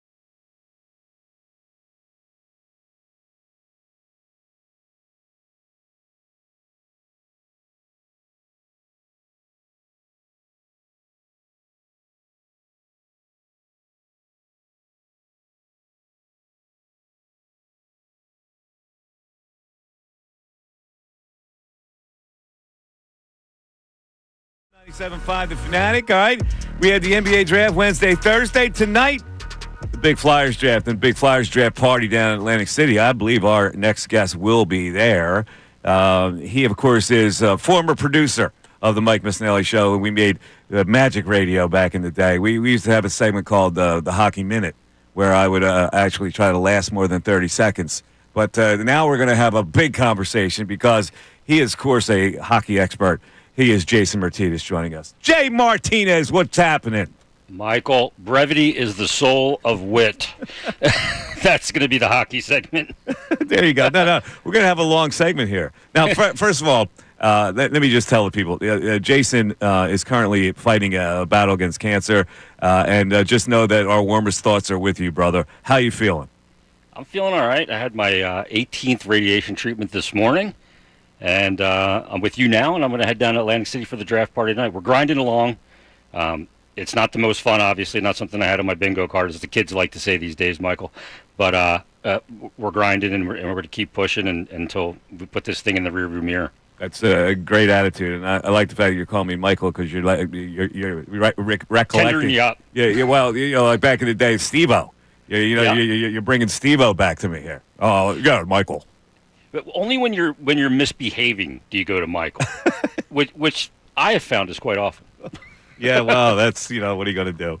All right, let's talk some hockey here. The Flyers with 3 picks in the first round, Jason. The big one being number 6. And, of course, the names that are bandied about, they're all centers. And what Danny Briere said, he said, these teams are probably going to make the decision for us because they're all about the same, and we'll sit there with the 6th pick, and who's ever there we'll take. So, but I want you to pin down here. There are 2 major prospects that I think are the favorites, Jake O'Brien and James Hagan. Where would you go here? Well, if Hagen's is available, that's probably where I would go because of the pedigree of the skill and the talent that's there. Yeah, he's a little small-ish. I'm not going to say he's small. He's small-ish. And O'Brien's a taller guy, but has a ton of filling out to do. He's a beanpole right now. And that's the thing you got to remember. Like, these are kids. Like these kids, when they're drafted, they're not shaving yet for the most part. They don't have hair under their pits yet. So they're kids. They got a lot of growing up to do. Well, thank you for that reference. Now I'm trying to imagine. Well, they are. I mean, you see them for the first. You've been there. You see young hockey. I haven't seen their pits. Well, but, yeah. But you see them, you're like, oh my God, they're so young. Yeah, I get you. But so if Hagens is there, I would go Hagens. Now there's a lot of scuttlebutt going around now that the Islanders, who have the number 1 overall pick and will take Matthew Schaefer number 1, want to get up and also take James Hagens because he's from the island. He's from Hapog. So they want to bring, the hometown hero to be an Islander and get them back to their legendary form of the 4 straight cups in the early 80s. Well, are you saying the Flyers could trade right out of that spot? I don't know if the Flyers would, but maybe they try and trade with Nashville or Utah to do that. Ahead of the Flyers. And jump the Flyers if they believe the Flyers are going to take them. So that's where I would go. But I think there's going to be some wild cards tonight. There's going to be a guy drafted in the top 4 that nobody saw coming, maybe another defenseman. Or you could see a guy like Martone, the right winger, slip. And if he slips and he's available to the Flyers, I would take him because I think he's the best player available with the limited scouting skill set that I have. But I think you take the best player available. If that's a center and you have a decision between either Jake O'Brien, Hagens, and maybe a Denoye, I would probably go Hagens in that situation. A Caleb Denoye. So tell me about O'Brien a little bit. Bigger guy, right? Yeah, excellent playmaker. Sees the ice incredibly well. But like I said, he's got a ton of filling out to do. What his route to the NHL will look like remains to be seen because he's got to put on a lot of muscle to be able to play in that league and kind of level up. So he's probably the best pure playmaker in the draft, which you need. But you also need guys that can put the puck in the net. You need scorers. That's the hardest thing to do. So I know nobody wants to hear, a 200-foot player, Flyers going to, if Denoye was the guy. Those guys are important, too, and you saw the importance of that in the Cup final with a guy like Barkov really limiting what McDavid and Draisaitl did against the Panthers the last couple of years and how important that is. So, and then size is the other big thing that people are looking for now because of the Panthers. So guys like Roger McQueen are maybe up in value because they're a little bit physically bigger than some of the other guys like Hagens. Even though O'Brien's tall, he's still slight. right winger. Porter Martone is the right winger you're talking about. Yeah, big boy. I would like. Is he Italian? Martone. Martone. We call him Marone. Tone. What do you say, Tone? Yeah. Well, I want them to grab him. I want to go. Marone, look at Martone. All right, so let's talk about this Flyers and this rebuild situation that they're going through right now. And it was going to take some time. I think Hextall tried to do the same thing, and then now this regime is. How would you assess their progress right now? Well, I mean, they've done the part so far that is relatively easy to do. It's the subtraction part. You find the pieces that either don't fit your timeline, don't fit your culture, don't fit the talent that you need, and you subtract them. It's easy to subtract them, but it's hard to, get good value in that subtraction process. That's where Danny Briere's done well. They had the 3 first-round picks this year, had 4 second rounds, has 3 now. They're in a position where they kind of weaponized cap, where they'll have more dead money coming off the cap next year and be in a really good cap situation for the first time in a long time. Pretty good now, but even better next summer. So that's the hard part. Everybody knows you want to get rid of pieces, but getting value for what you get rid of is the hard part. He's done a good job with that. But now comes the fun part, Mike. This is the part where you start building and you start adding more skill to the roster, adding an identity to the roster. You saw a little bit of that with the Zegras trade the other day to add some skill to the lineup, and that'll certainly help the power play, which has been. Do you like Zegras? Do you like him? There's been a lot of sizzle, Mike, but not a lot of steak just yet. He had a couple of good years and a couple of down years, some injuries. He's got the skill. I'm going to need to see more on a day-to-day basis and how he kind of works at the game on and off the ice and those things to really get a better sense. He's got the skill. There's no doubt about it. He's got 2 60-point seasons under his belt by the time he was 22. So there's something there. Now it's going to be incumbent upon Rick Tocchet and his teammates to elevate his game again, get it back to that level, maybe beyond. We're talking to Jason Martinez on the Flyers. He'll be at the draft party tonight. The situation in goal is problematic. So how do you think they assess that this year? Well, I think you definitely draft a goalie at some point, maybe even with one of those early second-round picks if a high-level goalie slips. They have some guys in the system, but you know what? Goaltending development is like voodoo. You just don't know how it's going to ever pan out for guys and when it's going to pan out. They have a Russian guy, Yegor Zavagin, that had a really good year in the Continental Hockey League, but he's still a ways away. And they have Carson Bjarnason, who'll play his first year in the AHL this year as well. But you can't go into the season, Mike, with what they had last year. You can't just let if you want to move forward, you can't let goaltending just undo you game in and game out the way it did last year. Ersson, I think, is still a part of it, but they got to find somebody to be in tandem with him, whether that's through free agency and you go for a guy like Jake Allen, or you go in the trade market and you look at a Thatcher Demko or John Gibson, which I'm not advocating. There's not a lot out there when it comes to goaltending, but they got to do something to upgrade it, and I think Danny Briere absolutely knows that. Let me ask you this question, and this is because I know people are asking this question. If Carter Hart gets out from under this whole legal situation, would the Flyers consider bringing him back in the system? You know, I don't know, and that's kind of taking the easy way out on the answer. What I do know is this: is that even prior to this, his leave and everything that's gone along with it. I think he was looking to move on at that time, and he pretty much articulated it to me because goaltender wants to win. You only get one career, and his numbers are sideways because he's playing on a rebuilding team. It's hard to, get the good contract and those kind of things. I think there would have to be obviously some conversations and a sell job on the plan if ownership approved it. If Brian Roberts and ownership did approve that he come back, because.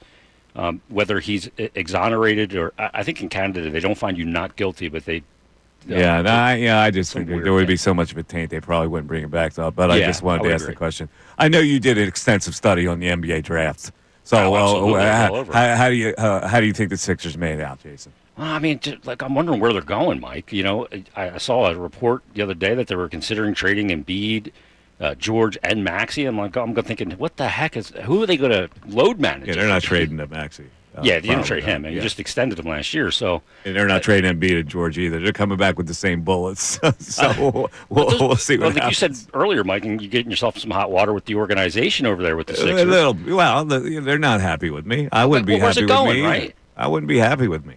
Where's it going, though? I'm ripping into them pretty good, so I wouldn't be happy with them. I get it. This is the way this business goes sometimes. You know that. Yeah, look, it happens, and you got to be honest about it. And I have the same questions you do. I just wonder where the heck it's leading. Yeah, well, we'll find out. I don't think it's leading anywhere this year. Jason, listen, all the best to you, and have fun down there tonight. We'll look forward to talking to you again up the road. No doubt about it. It's great to talk to you, Mike, and everybody enjoy the draft tonight, and have a great weekend. There he is, the great Martinez. We'll take a break. 610-632-0975. It's how you get in if you want to climb into the home stretch on a Friday. If you're driving down the shore, love to talk to you. The Mike Missanelli Show continues. Andrew Salciunas.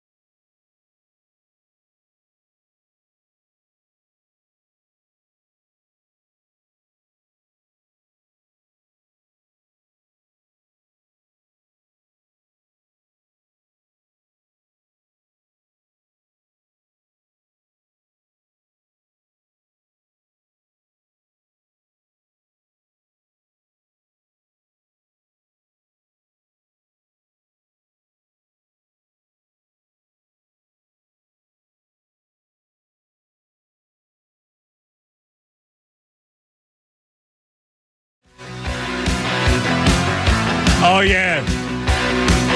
Weekend. Lover boy.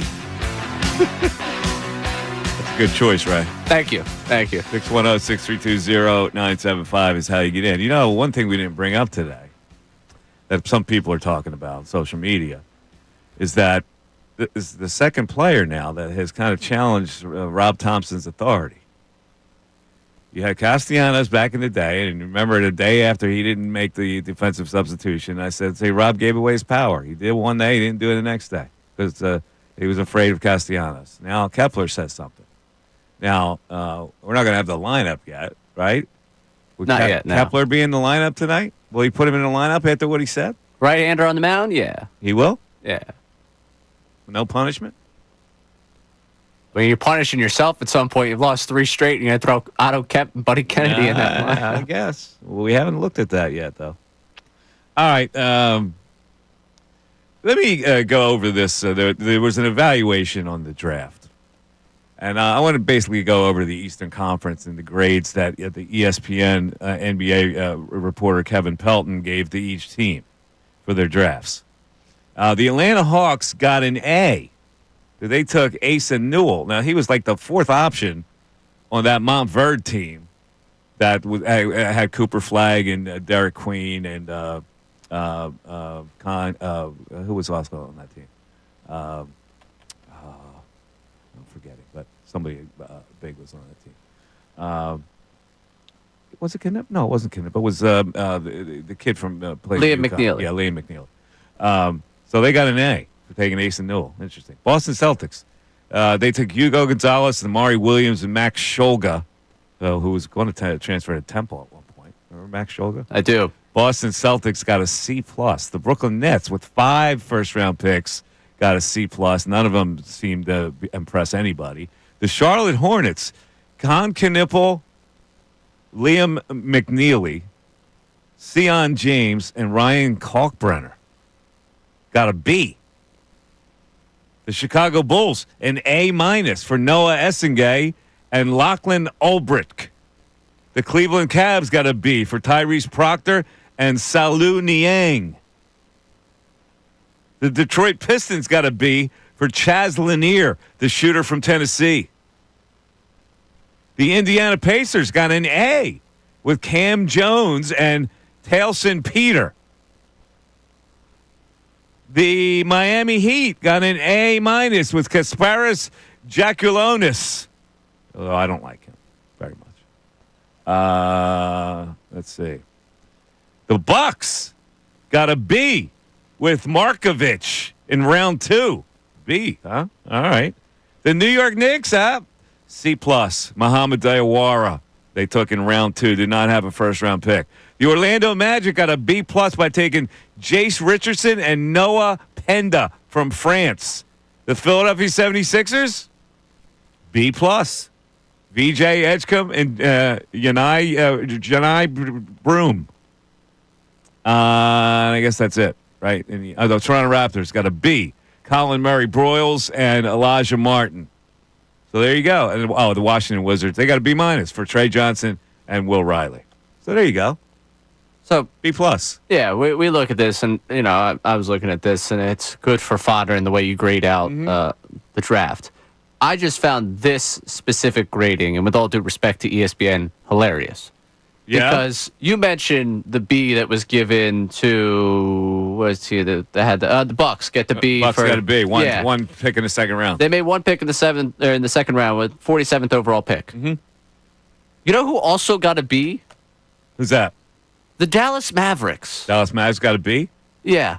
Yeah, I didn't look at the Western Conference. I understand maximizing the value you got at 47, but I feel like you walk away from the draft, the Mavericks and as the Bucks. You can't give somebody a B with only a second-round pick. with a little bit of a different feeling. Yeah. Like, B, is it just because it's so unimpressive that you picked the right guy at number 1? Yeah. Like, was anyone screwing that one up? Is that why you give him a B?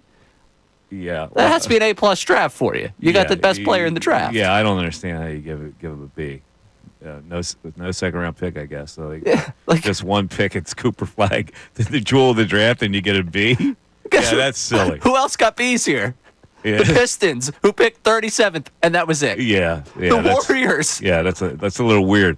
That the Chicago Bulls with Noah Essengay and Lachlan Ulbrich got a higher grade than the Dallas Mavericks, who got the best player in the draft. That's what I'm saying. Yeah, that should be an A+. The Warriors had 2 picks in the 50s, That's a and good they call got a by B. you. That's preposterous. Yeah. I didn't pick that out. That is preposterous. Yeah, the Miami Heat took Jack Ulonis, and they got an A-. Yeah, exactly. They had one player also. They got a higher grade for taking Jack Ulonis than the Dallas Mavericks got. The Magic taking Richardson and Bender. So you got to have an editor who goes, no, dude, come on. They get the New Orleans Pelicans an F. They got Jeremiah Fears and Derek Queen in the first 13 picks, two pretty highly ranked players. They gave them an F. Well, did you see what they did to get them? A lot of people talk about they Pelicans. made a bad trade. I think that's why they come out of this. Yeah, they gave up an unprotected pick. Which at least, all right, if you want to have a real standout grade, I guess the F for the Pelicans isn't the worst thing. It's just funny to read all these Bs that they give out, and it's like, yeah, that's just apparently on par with getting Cooper Flagg. Yeah, the Sixers, they write, although Knipple was a little ahead of my projections, I probably would have taken Edgecom here too. There's no way that you would take Knipple over Edgecom. Come on. Ridiculous. That's also... I got a higher grade on Con Knipple. How do you have a higher grade on Con Knipple? You saw him make some three-point shots? Come on. I knew Ridiculous. you'd appreciate that. All right, let's go to the text board and see what the people are saying. All right, Sean from Cinnamin's in here. I get why people are mad at Kepler. Maybe don't hit 208, you'll play every day. But isn't it even more on the general manager for bringing in a 221 lifetime batting average against lefties when teams have thrown lefties at the Phillies in excess since this current team started having success? Yes, it is. It should have been a priority to have a right-handed outfielder. But once they have the guy now, and you're not playing him against left-handed pitching, justify to me what's better that you're putting in the lineup. You got three mutts at the bottom of the lineup, 3 outs. You can't even turn over a lineup with those 3 guys at the bottom.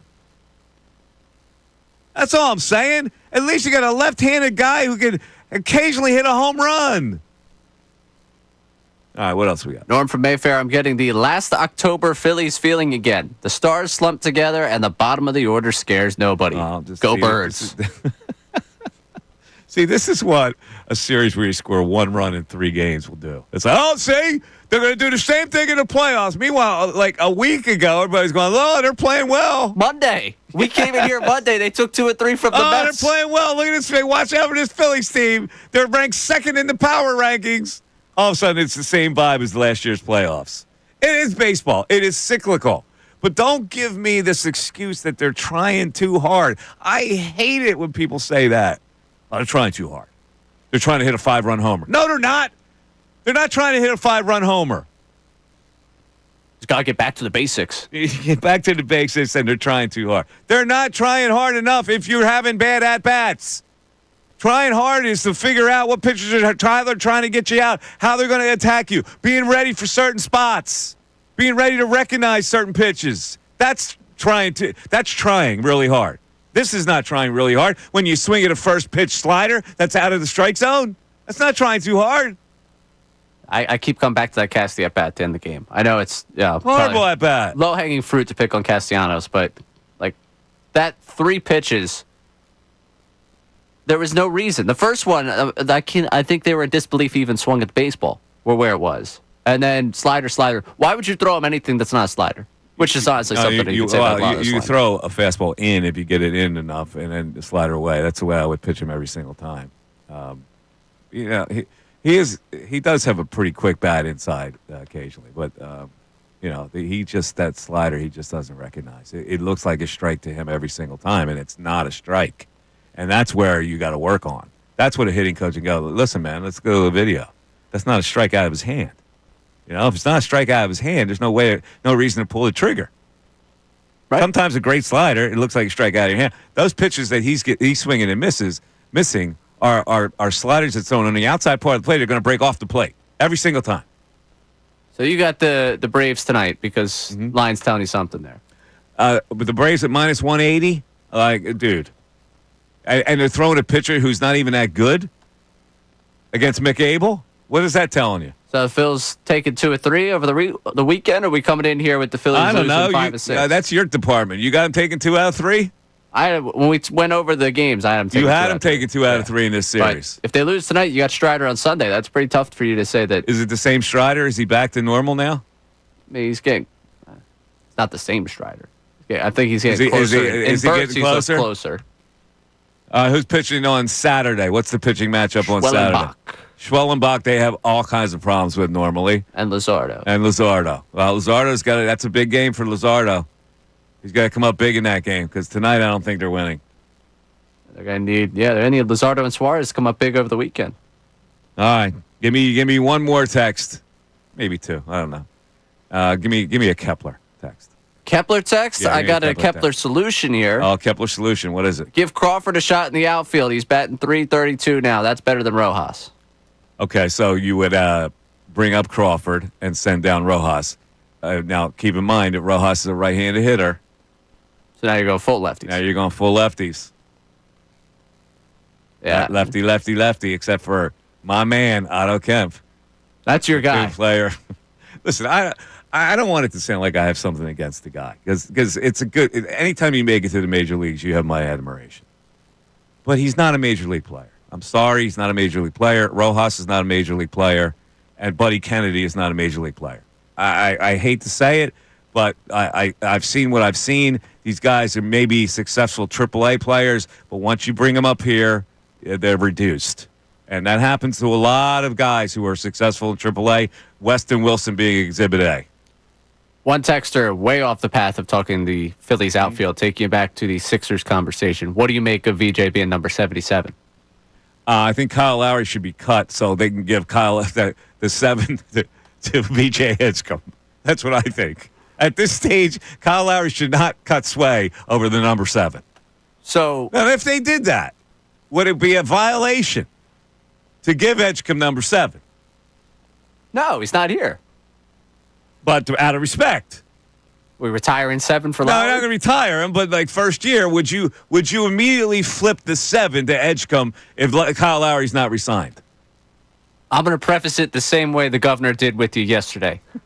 Legendary Philadelphian, tremendous basketball player, seems like a stand-up dude. Was very nice when he walked by us at the Truist Championship. Yeah. With that said, I would not hesitate to hand number 7 over to Edgecom right man, now. You are a hard-hearted man. That's cold-blooded, Ray. All right. Thanks, everybody, for listening to the show today. If you're enjoying the weekend down the shore or whatever you're doing recreationally, have fun, but be safe out there. Stay tuned for Unfiltered. We're back Monday. Take care, everybody. Bye-bye.